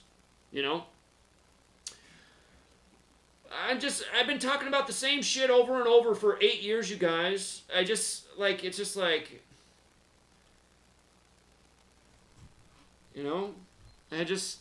I feel bad. Like I see, I love that we have Bryson in the community, but at the same time I feel bad. I feel bad about Bryson being one of the young bright stars in the community. I feel bad that Ben's now in his 20s and getting fucked over in college with the COVID thing. He's been here since high school. It's like these aren't even the people that should be fighting the fight. They weren't even alive. Well, Ben was barely alive, I think, when 9/11 happened, but Bryson wasn't even alive yet. This isn't Bryson's fight. Bryson's now having to deal with this reality because his mind's, superior to most, and he realizes, the future's fucked if we don't do something. And the reason it's that way is because all the people who are my age, older than me, didn't stand up to what needed to be stood up to. Everybody should have been standing up against lies against 9/11. September 12th, there should have been all sorts of things organizing. We're being bullshitted, you guys. Our government's obviously been hijacked. We're being lied to. We got fucking Uncle Numbnuts as our president, mocking our asses, crumbling buildings. And, fucking A, nobody could see this. And these same fucking idiots, all these years later, still can't see what the fuck's going on. It's just so bad, you guys, and, Sweet Lady, she's waking up to it more and more, because in her country, Burma, everyone stood down to the military overthrow because now people are dying all over the place in the big city there. There's all sorts of people of all ages is dying, and they think it's COVID. And maybe it is. And if it's depopulation, maybe they finally are starting to unleash the shit that really does get rid of more people besides just the old and already dying. So in Burma, what you're not hearing about, they're actually having this COVID out. And amazing, isn't it amazing that Burma, that's right next to China, where it all happened, they didn't really have COVID until just recently? How the fuck's that possible? It spread all across the world, but it didn't hit its next door neighbor. And again, it's hard to know what's real with all the information, but one of the people that Sweet Lady was in his 30s, not even that old. And, so there's so much bad shit happening right now, you guys. And there should be a response from humanity. There should be an opposing force, but it's not there. Because these people are just, I don't know, man. They're under mind control, but at the same time, I'm not sympathetic to them. They're assholes. They've been assholes. My whole life, they've been assholes. Just shit-talking, name-callers with all their stereotypes and zero critical thinking. And,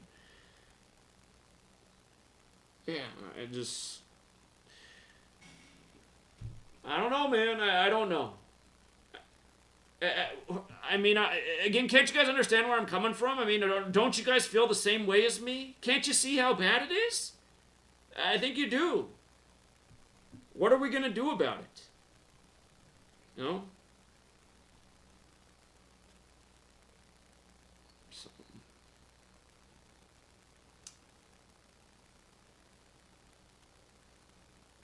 Yeah, and again, everybody is kept too busy, work and school, and then when they're not busy with the stuff they don't want to be doing, which is work and school, then they just want to be mindless entertainment, what's easy, cramming food in their face, and again, we got to evolve, man. We got to be above it,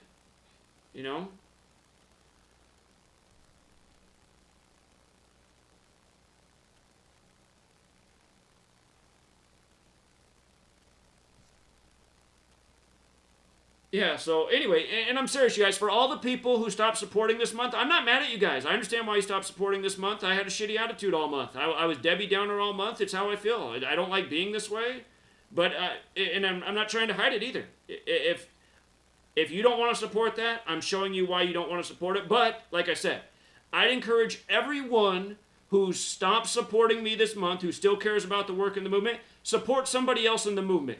Support somebody else who does the work.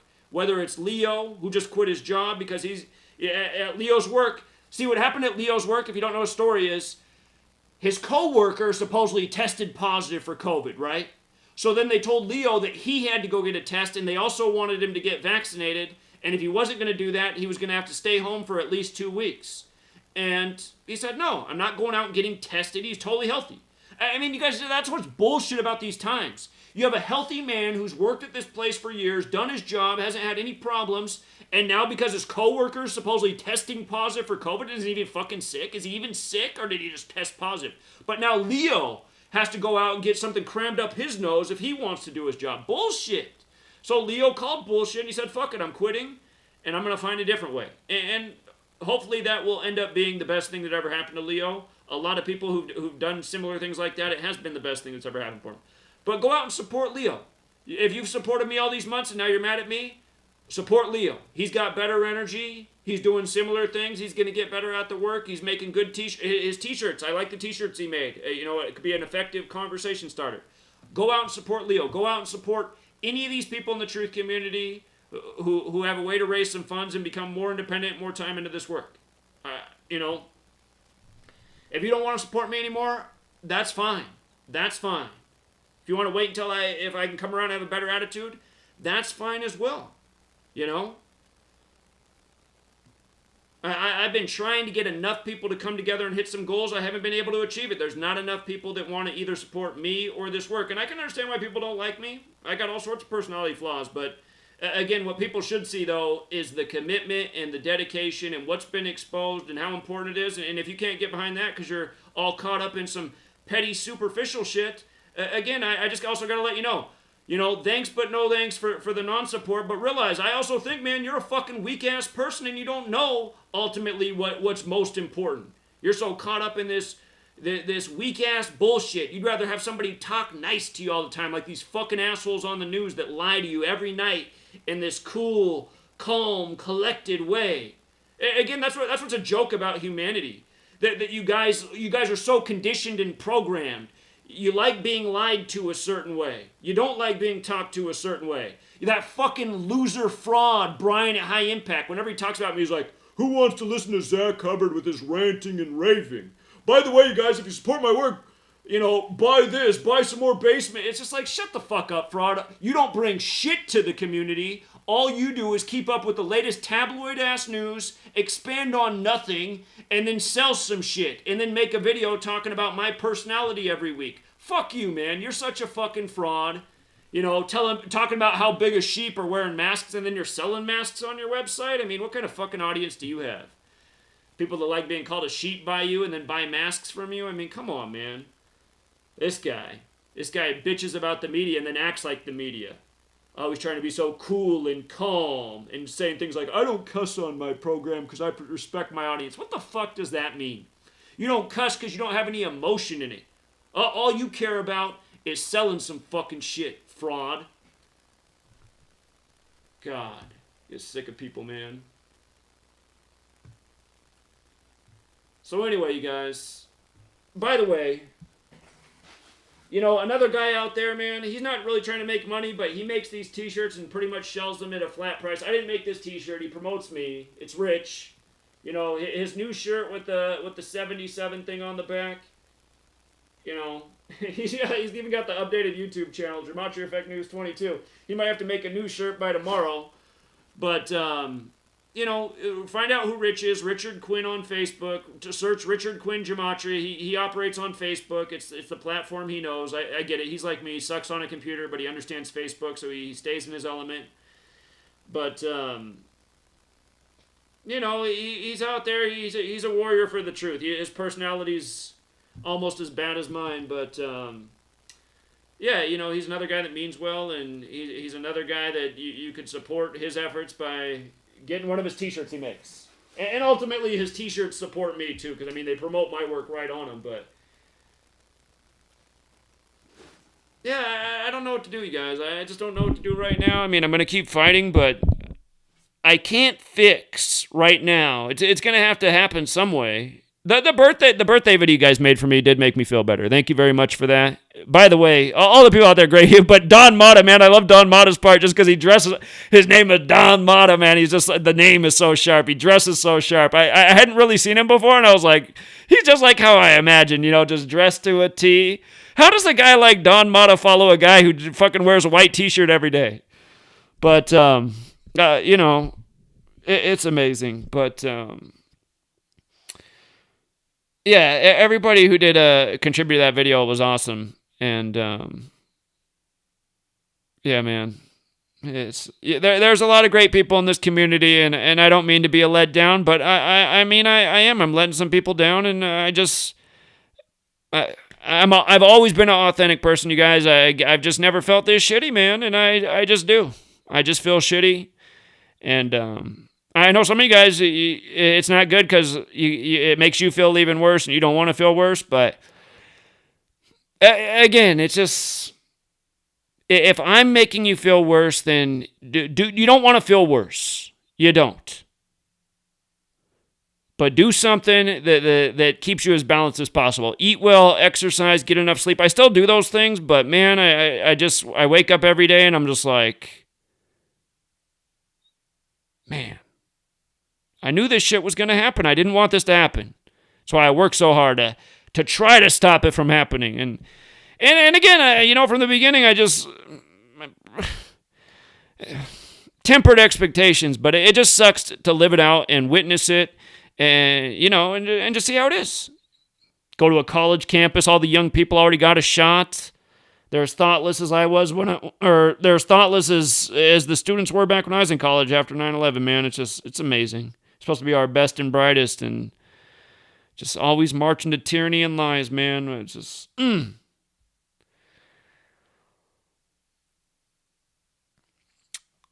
Yeah. So, anyway, we'll be back. I'm sure I'll be back tomorrow. I gave Amber Underwood a wrench tonight. So Amber wasn't happy with how I cut off some of the callers. She wanted to hear more of what they had to say. But Amber, I don't know what you heard in any of those things that I cut off that sound like it was going to get interesting or worthwhile. I just heard the troll, non-serious, just bullshit-ass tone. And I've been dealing with these people for years. I wanted, if I would have heard a real person call in tonight and say what was wrong with Gematria and lay down some hard facts, that call would have happened. But I'm not going to listen to these bullshitters. But the reason I gave you a wrench is because I am just blown away by that music video you made. So I'm like, wow, we got a super real one in the community. Amber, I got to be honest, I didn't even recognize that you were out there, really, until... And that, sorry, we might have... Amber, I communicate with so many people. We might have even communicated in the past, and I forgot. But I won't forget you now with your music video. I'm just like, man, that is a serious effort. That is awesome. And I really appreciate that. And it's great to know there's talented people like you out there, and thank you for putting the work in it and just helping get more eyeballs there. So, but yeah, again, it's just, I know there's a lot of good people in this community, and sometimes the way I am, I feel like you guys deserve a lot better, but yeah, there's just so many things that are just like wearing on me right now. One of them is my family, and yeah. Anyway, you guys, appreciate all of you. Get some rest. Thanks for tuning in, and thanks for all of you guys who always deal with me. But yeah, I want to fix the attitude, but I don't know. Somehow I got to get this bad feeling out. That's just the worst thing I've had in the 8 years I've done this. It's just like, it's living in me. And what it is doubt. It's doubt, I guess. It's just doubt and the opposite of optimism. But somebody's like, well, what about Lord Jamar? Yeah, that helped. That definitely helped. Thank you, Lord Jamar. Thank you for the birthday video, but God, I mean, still, is that shit gonna save us from what's fucking coming? You need everybody to start speaking out.